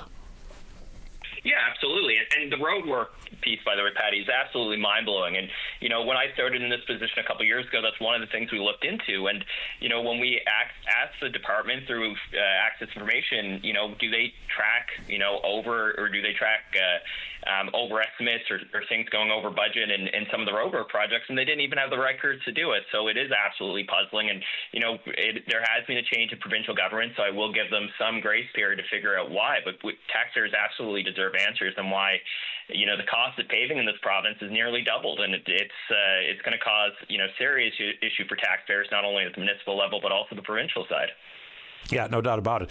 And again, for the folks working in the heavy civil industry, I know their inputs are also up. It's undeniable. But are they up 85%? So whether that be the factors of the cost of labor and all the material inputs. So, I mean, I've seen things rise in cost like everybody else has. But I don't think I've seen anything rise 85% since 2019. So, and we all rely on it. Just remember, in 2019, the provincial budget for road work was in and around $160 million. Now it's around $320 million, even that increase in amount of money, and we're still seeing fewer kilometers paved. Then you look at years down the road. If that if that 85% is real, and I suppose it is, so that $320 million budget for road work next year, if that's the number that they choose to use, will get even fewer kilometers again next year than we did this year. Absolutely. And ultimately, Patty, we need politicians to be willing to make tough decisions, both at the provincial level and the municipal level. And I think that can't just be, increasing taxes or finding new ways to tax St. John's residents or provincial residents. We need to start, something's got to give here, and it can't just go on the back of taxpayers. Taxpayers are being squeezed in every direction. And yes, inputs on expenses are a part of it. But at the same time, you got to look at the salaries of taxpayers. And, my salary certainly hasn't went up 85% in the last 6 years. So there needs to be other ways to kind of balance this, and that means politicians need to look at tough decisions. We have a new city we'll have to have a new permanent city manager in the city of St. John's. Maybe they shouldn't be getting paid more than almost every provincial bureaucrat. And I say almost because you have, of course, doctors in that category. But if the clerk of the executive council or deputy minister in the entire province can get paid less than the city manager, then something has to give there. Yeah, and it'd be helpful also if politicians, in a hope to be straightforward, I'll call it honest with the population or the populace, is we also understand the issues that come with austerity and austerity budgets. They end up really having a long-term cost, whether it be in a reduction of services or otherwise. So just help us understand exactly where that sweet spot is, because the annual budget has grown since I've been sitting in this chair. The budget for the province was somewhere in the neighborhood of about $3.5 billion. Now it's $11 billion. Have things improved $8 billion worth of service? I don't think so. So I get things are more expensive in this world, but help me understand, as a politician, as a leader, where you think a sweet spot might be between trying to avoid more costs to the taxpaying public versus what austerity might look like, the downside of it, because there is a downside. If people have ever followed austerity budgets and tracked the 5-10-year implications, it does indeed end up costing us more as we try to reinvest at a costlier fashion in the services that have been eroded. So come on, politicians, spell it out. Tell us your vision. Tell us the story. How do we spend our money today versus how we're going to have to spend it tomorrow? Absolutely, Patty, and that's been the constant problem. And political party, regardless of stripe, any council makeup, they've been afraid in many ways to make these tough decisions. And, the longer we kick the can down the road, the worse it's going to get. We've seen that with how much we're borrowing year after year. Newfoundlanders and Labradorians, the first $2,200 a Newfoundlander and Labradorian pays in taxes just goes to servicing government debt, let alone paying it off. We need to make tough decisions. We need to get to balancing the provincial budget and stop borrowing more money every year. And we need to find, we need politicians to be honest about the fact that, there needs to be some cuts. We need to find out where those cuts are be. I mean, you look at the fact that I guess 2 premiers ago put together the PERT report, the Economic Recovery Team report, that was supposed to spell out ways for the province to get on the right track. And we spent over a year putting together that report, and then it's sit on the shelf since. So, yes, the report had certain things that were unpopular, but that's the role of the politicians, is to show leadership and do things that will make the province's finances better. We need to stop, being too scared to have those conversations with the taxpayers, the people of this province. We're all adults. We all know that there are, pros and cons. We all know that there are challenges that life throws at us. It's time for our politicians to start being willing to have those tough conversations. Yeah, I mean, I think some of this in pragmatic fashion comes through attrition, right? Big swoop of layoffs is not going to be helpful to anybody, including the provincial bottom line, the provincial budget bottom line. So an attrition-based model that needs to also be well articulated is long overdue. And that whole debt servicing cost thing, that just makes me angry every time I think about it, and we talk about it quite frequently here on the program. Doing more with less, and you can't replicate the private sector and pretend we can run government just like a business, because that doesn't make a whole lot of sense either. But I mean, in the concept of doing more with less, in the province of Alberta, in their oil and gas industry, which still employs somewhere in the neighbourhood of 142,000 people, last year with increased production, they lost 10,000 jobs. Right now, some of that might be replaced by things like artificial intelligence and otherwise, but finding a way to do the same or more with less is just going to be part of the conversation. The track that we're on is unsustainable. No matter what people think, no matter what people say, it's simply demonstrably true. The track that we're on cannot be sustained into the long term. Final quick thoughts to you, Devin, before I get to the news. No, I think you summed it up very well, Patty. We need to start doing more with less. We need to be honest about the fiscal situation we're in, and that also means at the municipal level, as I'm talking about today, we do not need new taxes at the municipal level, and Danny Breen needs to reject any effort to do that. Appreciate your time. Thanks so much. You're welcome. Bye-bye. Devin Drover with the Canadian Tax Federation. All right, let's get a break in for the news. When we go back, tons of show left for you. Don't go away. You're listening to a rebroadcast of VOCM Open Line. Have your say by calling 709-273-5211 or 1-888-590-8626 and listen live weekday mornings at 9 a.m. Welcome back to the show. Let's begin this hour on line number 3. Say good morning to former Crown Prosecutor. That's Mike Murray. Hiya, Mike. You're on the air. Yeah. Hi, Patty. How are you? Doing okay, thanks. How are you doing? Good. I was prompted to call in by that call from that lady from the university. Was it Dr. Cola? Something like that. That's right. Yeah, I heard her call, and I thought that there was... I had a few issues with the number of her points. I thought there was a bit of misinformation or disinformation in what she had to say. Such as? Okay, so let's start from the beginning. I mean, I have no issue at all with harm reduction and safe supply and things like that. I mean, it's very clear that when properly managed, you're going to have less overdoses, it's going to cost less in the long run, and you're probably going to have less petty crime if addicts are able to access supplies without having to commit crimes to get the money to do it. But here's 2 things I have a particular issue with. Number one, all these safe supply harm reduction advocates always use the same arguments, that people who are against it are against it for moral reasons, that drug addicts are the authors of their own misfortune, when I don't think that is at all what public opposition is about. Public opposition is all centered around the negative impacts that these things can have on communities. And I think a lot of safe supply or harm reduction organizations, they feel they have no duty to the larger community. They think their job ends at the front door. They don't cooperate with the police, and it causes problems for the neighborhood with public drug use, increases in petty crimes. It gets dirty, it gets disorderly, there's needles everywhere, and they don't get involved. I mean, we only got to look around. I live downtown close to all the social service agencies. Neighbors are consistently complaining about Carew Lodge, for example. They have people selling drugs openly out of there that they won't evict. You only got to look at the Comfort Inn and people's complaints up there. And the people in the neighborhood certainly believed, and I've heard it too, that when the Comfort Inn was on the go, all you had to do if you got caught breaking into cars and the police were chasing you was get into the front door, and they wouldn't let police in without a warrant. That's the kind of stuff that puts harm reduction in negatively in the public eye. Another thing is that they harm reduction advocates promulgate this myth that the prisons are full of people who are in jail for possession of drugs. I doubt there's a single person in Newfoundland in custody for possession of drugs.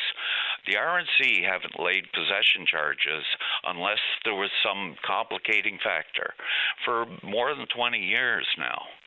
Nobody is in jail because they got caught with a gram of coke or a fentanyl pill. Police will confiscate it, but they don't charge people with that. There's situations like, let's say you got somebody who's been involved in drug-related crimes like robberies and breaking into cars and stuff, and he's about to be denied bail, and his family arranged detox and treatment for him. And as a last chance, he might be released on a condition not to possess or consume illegal drugs as part of a bail condition. But that's as part of a bail condition. Or let's say somebody who's been charged with possession for the purpose of trafficking and as part of a plea deal is able to bargain it down to simple possession. Those people might be in custody. But in terms of people actually being arrested for possession, that doesn't happen. And decriminalization turned out to be a disaster in Vancouver because even though the police probably wouldn't charge possession, it left them with no tools at all to deal with public drug use and fighting and people passed out in the streets and shouting at strangers. They had no tools at all to deal with public disorder. Decriminalization, like I said, de facto criminalization already exists. Legislated decriminalization takes the tools away from the police that they need to keep the community safe. I really think that is, that whole thing of trying to blame opposition to harm reduction to some kind of moral outrage on behalf. I'm sure there are some people who think like that, but the vast majority of it is based on quality of life. If you could set up a harm reduction, let's say a safe supply, safe injection site that would cause no more damage to the community than any other social service, then I'm sure the opposition would disappear. The fact is that harm reduction advocates, you even asked Dr. Cola, what are we going to do about all the social problems? And she just said, well, we can't solve homelessness. We're only going to work on this. That's the whole attitude that led to the public outcry against these harm reduction sites. Why aren't they doing things like sweep in the area? You get people who stagger out the door and they pass out in front of these harm reduction sites. You see, downtown Vancouver is like on the east side is like a hellhole with. And businesses are closing. That's what people are against. Yeah, not East helping Hastings. Drug addicts. Yeah, a couple of thoughts. East Hastings has long been a mess. One of the biggest problems in British Columbia is that the safe consumption sites weren't that at all. People were taking the drugs they got in there and using them outside, which is the antithesis of actual safe consumption site. So if you got your methadone and you brought it out and were able to sell it on the street, as opposed to like if you go to Shoppers Drug Mart on La Marche Road, you have to consume it in front of somebody. So it doesn't end up on the street. And safe But consumption Shoppers did allow carryouts for people who've been on the program for a while. I think that was only Suboxone as opposed to methadone. Yeah, I could be but wrong. either way, I mean, it shouldn't be any of it. Yeah. I mean, the problem is that if harm reduction advocates felt the same responsibility to the community that they feel to, they think their job ends at the front door. I mean, I think that is the big issue in the public opposition to harm reduction, and that's where something's got to be done. I mean, we heard a guy called in this morning about sober living and talking about shelters and people doing drugs outside the house and out in the gazebos and needles everywhere and doing drug deals on the property. This kind of attitude where we're going to leave everybody alone, let them do their thing. Once we've got the four walls up in our program in place, it's not our problem anymore. I mean, that's where the issues are here.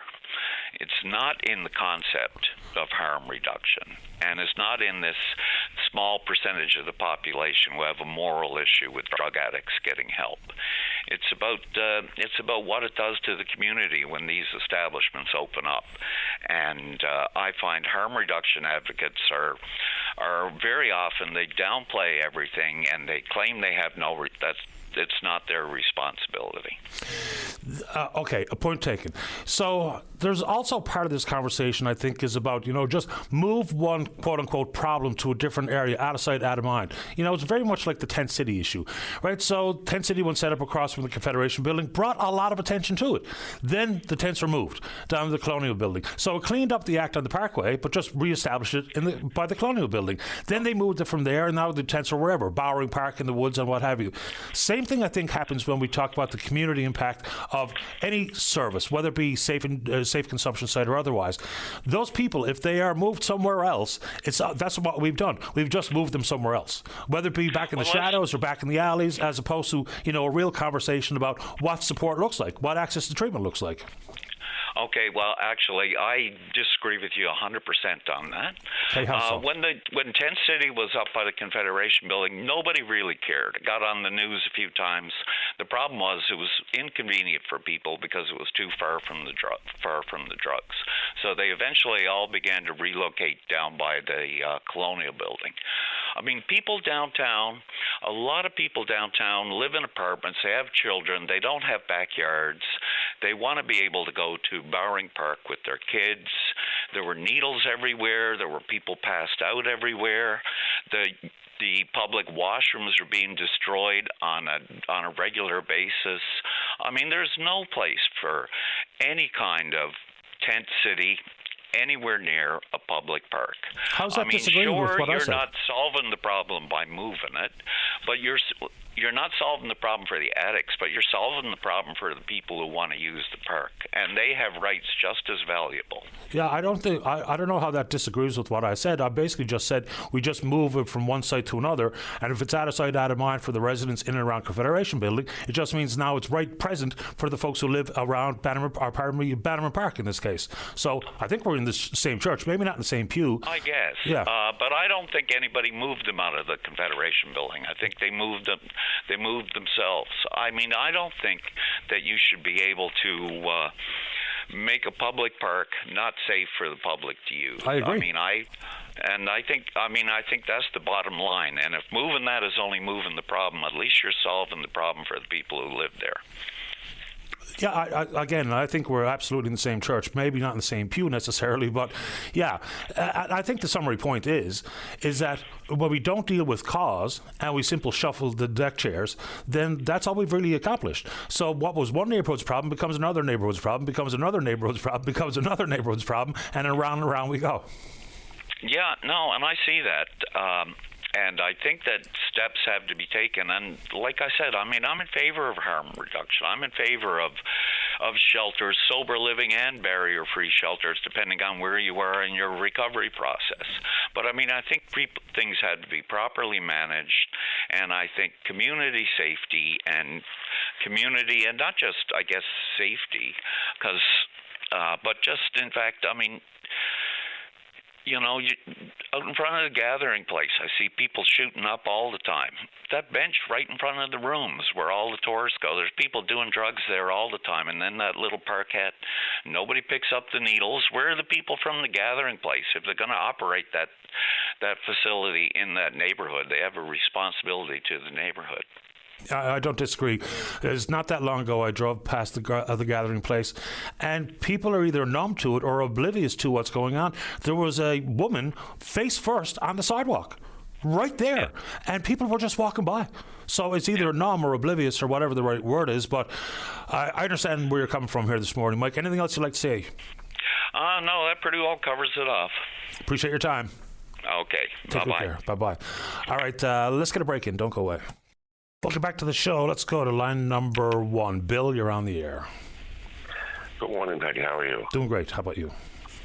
Not too bad. I just want to give a small brief say on Jim Dean, a lady calling earlier. Like I said, I mean, I have no problem with Jim Dean. I think he's a very nice man. He's out to help me out in many cases, and when he speaks, he speaks very well, and like I said, just want to let you know, like I said, he's a very nice man. I have no issues with Jim Dean at all. I voted for Jim Dean, and I always will, as long as he's in with the NPP. And like I said, he didn't have a problem. He always return back phone calls, or he don't. He's these people you work with do. Like I had a problem one time with my rent, and he looked into it for me, and he had a lot of data before days of. So I don't know why people get the problem, but I don't know. I had no problem with him. Well, fair enough. I'm glad he was there to give you whatever support he could, or his office could. But I think if, just did a poll of the voters in one district or another, you're going to find some people that have nothing but good things to say about the member, and you're going to find people that have nothing but bad things to say. And I think that's just nature of the beast. Yeah, I agree with you. Well, like I said, I have no problem. I think he's a very nice man myself, personally. Very nice man, very polite, respectable man. Every time he's on the news or on the radio, I focus on him, and he's a nice man. Well, I'm glad you had a positive experience with him. I've heard many, many times from some of his constituents about the fact they were able to get some support. But, of course, you're going to have people who didn't get the required support or what they wanted from a politician, and consequently, that'll be their thoughts on it. And, again, I think that's pretty much standard operations. All right, thank you very much. Appreciate your time. Thank you. Sure. All right, bye-bye. All right, let's keep going. Line number 5. Catherine, you're on the air. Hello. Hi, my name is Catherine Wright, and I'm phoning about Scottish country dancing, so quite a different topic from the other ones this morning. And most welcomed. What do you want to talk about? Well, I'm part of a group that meets on Monday nights, and we have an open house coming up this Monday, kind of timed around Robbie Burns Day, which is on Sunday. And I thought I'd tell you a little bit about the open house and how we're a very welcome group and how wonderful Scottish country dancing is, and something that a lot of people, I think, could enjoy. Before we get into describing what people can expect, how different is Scottish country dancing from Highland dancing? Highland dancing is more of a showy dance. It's often done individually, maybe with one other person. And it's more of a performance kind of dance, whereas Scottish country dancing is a folk dance. It's done in sets. It's more akin to Newfoundland traditional dancing. So it's very sociable. You're working together to do different kinds of formations, and some of it would be familiar to your listeners, like if you've ever done do-si-do and, turn your partner by the right and lead down the middle, that kind of thing. That's what Scottish country dancing involves. So similar to line or square dancing? Yes, okay. Yeah. Sometimes it's done in squares, sometimes in long sets, circles, and there's a lot of different dances. What I love about it is it's very upbeat. It has some footwork. It gets your brain and your body engaged, so it's really good exercise. And as you know, Patty, from all the calls you get, we have a lot of issues going on in the world right now. And it's a really great opportunity to go and just immerse yourself in something that takes you away from all of that and puts you right in the minute. You can kind of forget all your troubles and just enjoying moving with other people. So, it really makes you feel good on many levels, I think. Absolutely. So describe the event you have coming up. The open house. So Monday, so our classes regularly happen on Monday evenings at 7:30 at Wesley United Church Hall, which is on Patrick Street, 101 Patrick Street. And on Monday this week, we thought we'd have an open class. We welcome anyone. There's no charge. So we'll do some simple dances as an introduction, and then we'll share a few little nibbles. People can come meet our group, see where it takes place, ask any questions, and there's absolutely no obligation for you then to continue, but you never know, you might come in and find that it's something you really could enjoy. Compared to a lot of activities that are going on in the city, it's a more economical, affordable one, which is important in this day and age. We just charge $7 per class for a 2-hour session. And but Monday, as I said, it's just free. You can come out, give it a try. No obligations. You don't have to come with a partner. You can come on your own if you want, or bring a friend. We always switch partners up from one dance to the next, and sometimes even in the same dance there'll be a switch of partners. So that is not a concern. And it's probably good to get an introduction to the group before you go out and buy yourself a pair of gillies. This is true, yes. So starting off, you don't need any equipment. Bring a water bottle because you do get thirsty. But other than that, just you can wear sneakers, comfortable clothing. Yes, absolutely. If you decide you want to continue, you might want to invest in a pair of gillies or just some soft dance shoes. But it is definitely not a requirement starting out. Catherine, really appreciate the time and the topic here this morning. Anything else before we go to the news? No, well, I wish everybody a happy Burns Day coming up on Sunday. And I guess that's it. Thank you for your time. I appreciate yours. Good luck with it. Okay. Thank you. You're welcome. Bye-bye. Catherine Wright with the Scottish Country Dancers. All right, let's get a break in for the news. Don't go away. The Tim Powers Show. Join the conversation weekday afternoons at 4 p.m. on your VOCM. Welcome back to the show. Let's go to line number 3. Say good morning to the Secretary Treasurer at the FFAW. That's Jamie Baker. And good morning, Jamie. You're on the air. Good morning, Mr. Daly. How are you this morning? That's kind. How about you? Good. I understand you wanted to have a bit of a conversation about some of the impacts that trade with China would have on our folks around this province. Certainly a lot of discussion about that in the last week, given what took place. Generally overall, as you're probably aware, I would say maybe 15 to 20% of our seafood, maybe a bit more in some years or a bit less, goes into China. So, on the whole, it's an important market. And in this wild and crazy world we're living in when it comes to trade, having all your options on the table is always a good thing. I mean, diversification is going to be critical if we're going to survive this. I don't know if he called it a new world order or whatever the other day, but whatever this current situation we find ourselves in, diversification is going to be key. So from that perspective, it's really important. But I'm guessing you're probably thinking more about specific things and the impact on fellas and ladies directly on the water here. Absolutely. Yeah, so I think one of the big concerns out of all this is that, while lobster and crab are huge, quite frankly, the bulk of our lobster and crab goes into the U.S. market. Again, a very unpredictable market for obvious reasons these days.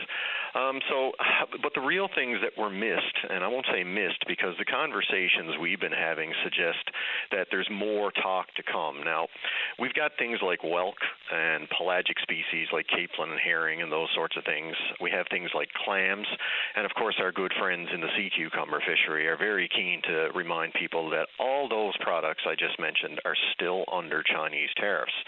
So what does that mean? Well, that means that people in these very specific fisheries, which are critically important to a lot of enterprises, are still kind of on the outside looking in.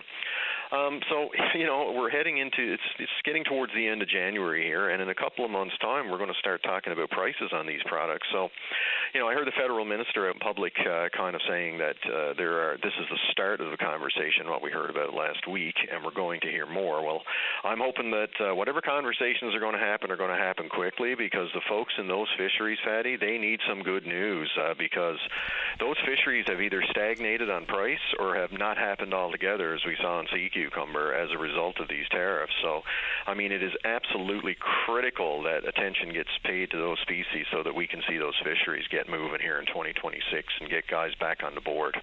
On that front, what's the status of the cold storage proposed out in Gander? Is that a thing yet?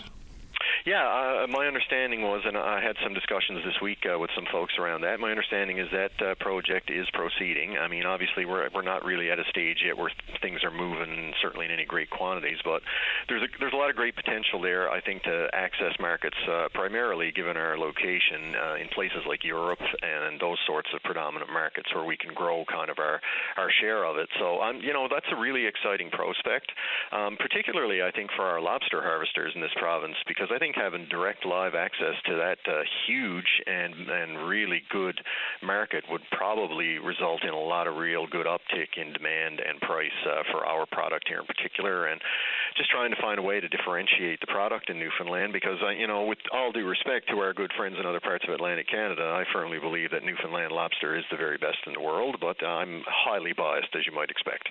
Yeah. What sort of difference in price would we be seeing, say, for instance, the United States versus countries like China? Well, I think it depends on the products, right? And as you know, not every product is created equal. Just an example, if you look at sea cucumber, a lot of that product goes into China in the frozen kind of format, whereas you've got other markets where they take some of the dried. And because a lot of the weight is reduced during the drying process, obviously the price is significantly higher.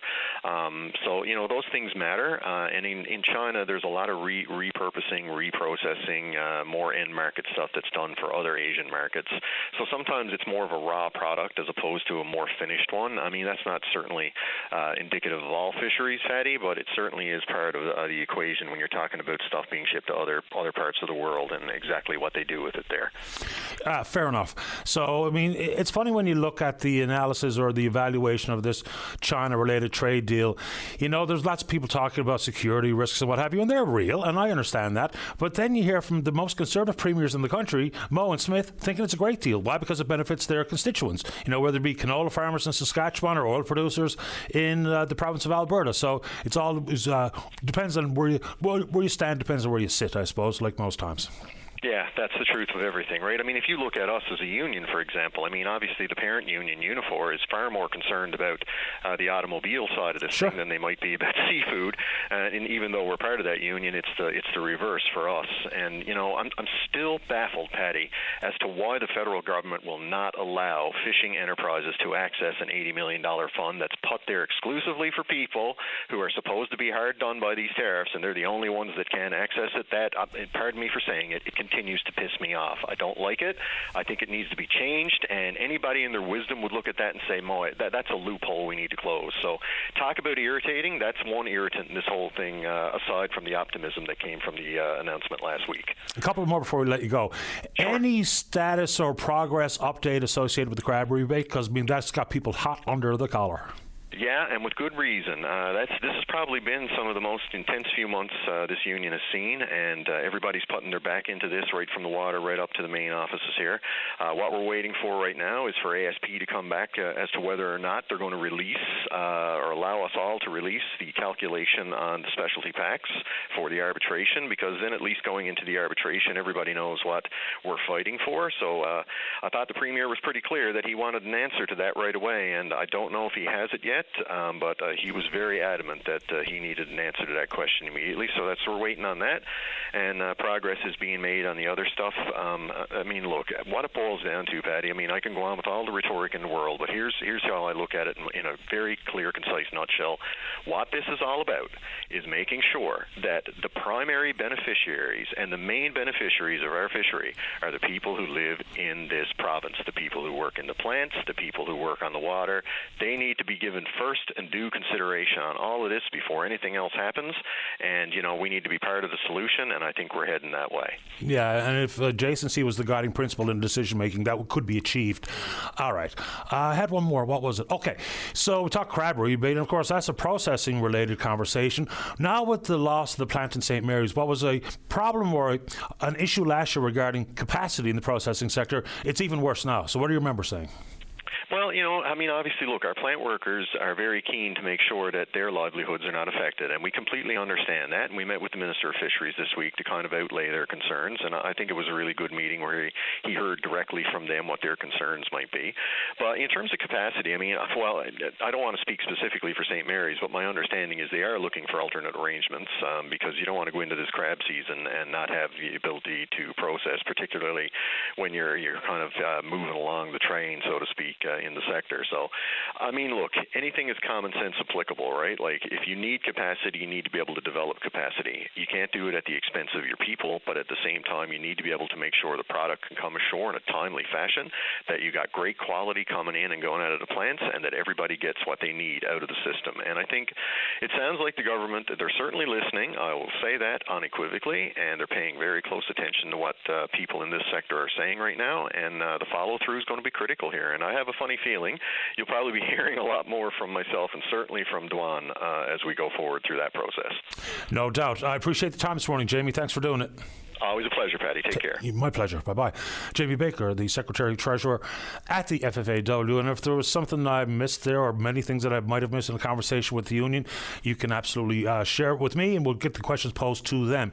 And I think it's a pretty interesting case study what Jamie just said about the umbrella union, Unifor, because it's the FFAW Unifor, is he's 100% right. The conversations at the national level will be much more focused on the auto sector here because that implication, of course, is with the trade deal was the allowance of a cap of 49,000 electric vehicles from China to be imported into Canada and sold in Canada. It's not huge numbers when compared to the overall auto vehicle market. Some 1.8 million vehicles are sold in Canada each year, so this is around 3% of it, but it does have implications, and of course it does. So at the national level, concerned with one thing, and at the local level, of course, it will be much more of a focus on but the obvious, seafood, the harvest. Let's get a break in. When we come back, quick update on the upcoming or pending breast cancer conference out in Corner Brook, and then you don't go away. Welcome back to the show. Let's go to line number 2. Joan, you're on the air. Good morning. Good morning. Just wanted to call and give a fresh up when I was on the radio with you on Monday. Since then, there's one lady got my number from the radio and signed up for our retreat. And when I had in the call Wednesday from another lady from Stephenville, she wants to remain anonymous. She heard me say that we had a few people that couldn't afford to pay, so $100 to cover the cost of one of the people that can afford to come. So I wanted to say, even though I was on there for a bit and we had a great chat, whatever, and we have, I think, 36 lined up now. We have another 14 bids held until tomorrow afternoon. The Greenwood Inn is going to hold until tomorrow afternoon. That's the deadline. So if anybody wants to take my number or my cell and call me if they want to come or want more information, they can certainly call Joan at 785-7465 or text me at 632-8548. Even though I haven't heard from the government yet, but Eddie Joyce is great, Jim Parsons is great, and we also have the Premier on the West Coast. So I'm hoping to hear from them for a donation as well. And I know I need the money now, but whenever we get it, it's still going to be good. So I think the West Coast is booming right now, Patty, and I think one lady called me yesterday and said it's a bad time of year to travel.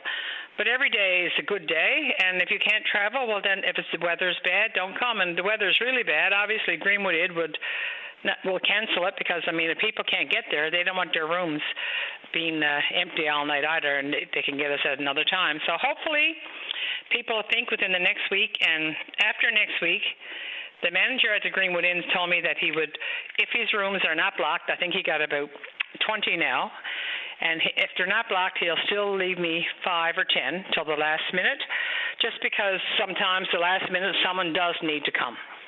So I appreciate you put me on the radio, and I just want to say that if they want to call me, Joan at 785-7465. That's my home phone. They can leave a message, or they can text me at 709-632-8548.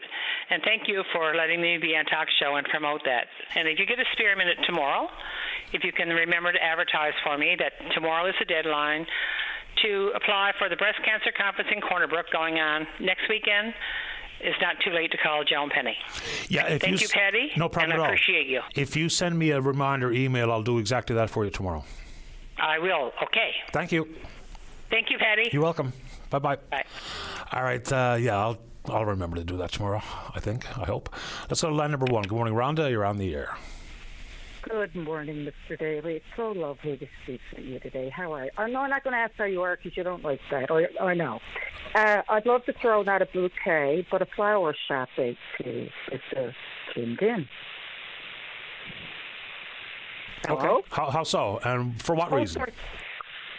My God. For saving my life would encompass it, but you recall, I'm sure, the day or when my article with Ariana aired on CBC, and Jim spoke on, during that broadcast, and that started something. And I'm not in his district. That man is amazing. I'm not going to try not to tear up. Give me a second. So through the jigs and the reels, I've been back and forth with Jim, not always seeing or hearing from him, but his fabulous crew. They're Jim. They're the same. They are, a collective of beautiful, wonderful people. So we'll go forward a few years. So the reason I got the health care that I so desperately needed at the time was because of Jim. He's done more for me than any medical doctor. So I ran in the election prior to signing up. I was admitted to hospital with diabetic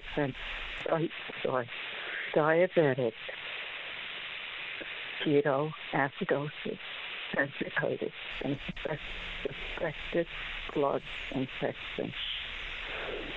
All I could see is I got to run that election because I got to pay this man back. That's how important he is to me. When I was admitted, they were about to give me a DNR or say, well, we might have to instate you. No, I got things to do. I got to do things. So 4 wires, tubes, everything in my body. 2 lovely ladies from the NDP, they were worried that I wouldn't, not worried that I wouldn't be able to take part in the election, but worried about me. And I'm like, worried about me? I'm worried that I can't do for you. I want to do for everyone that I can. Please don't not let me run. And they came in and signed me up, and it was the biggest boost ever. And I don't know what else I should say that would make anybody as a human being is proud of us. He is a representative for the small, the tall, the short, the long. He is absolutely an angel. And if this pays back something, pay it to me. And I'm going to be quiet and let you speak. No, that's okay. If someone, including any politician, in this case Jim did anything for you when you needed it, that's the good thing. That's what they're there for. We sometimes think that it's all simply about policy debate in the House of Assembly, but there's so much that has to be done at the constituent level, and I'm glad it worked out for you. Rhonda, how are you feeling these days? Like I did NDP therapy. Since yes. I feel every day I'm getting so much better. They are my people, and the encouragement that I received. I couldn't go out and campaign. I was out of hospital a week or 2, but I went down with everything I had in me. I couldn't carry 2 liters to my car, but I went down to the office, and it was magical. It was healing to sit amongst people that are so positive, not talking about the other people in the election, but they're so positive. We're doing such good work. It was invigorating. It's worth anyone's while to go to a place where people are so positive. I'd encourage, and I'm in the Women's Caucus. What a place for women to rock. Oh, Patty, the conversations are lovely.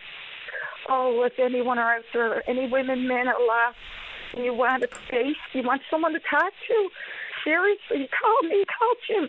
Any of these people, we're here for you. We really, truly are. You mean the world to us, as I'm sure we mean it to everybody. We're on this earth together. Let's work together. Let's not divide. There's not a lot of that on the go, unfortunately, these days. I really appreciate your time, Rhonda. Hope you're doing well. Thanks for calling.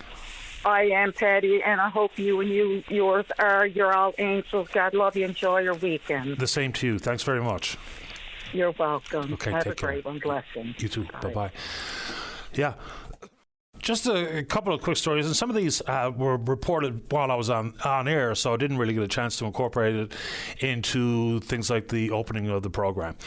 So this story is kind of mind-boggling. So Carl Smith, who was the former Fortis chief financial officer, was part of the initial negotiating team with Hydro-Quebec. Apparently, he says himself he's not even sure if he's still a member of the negotiating team. So I guess that speaks volumes to the status of the negotiations with Quebec. I guess they're not happening at all. He says he hasn't spoken to the Premier, so that's pretty interesting stuff. In addition to that, and again, I had to put this caveat out there, this is by no means suggesting we sign a deal for the sake of signing a deal, because that would be stupid, right? And no one's advocating for stupid. But we have timeline issues here to be considered.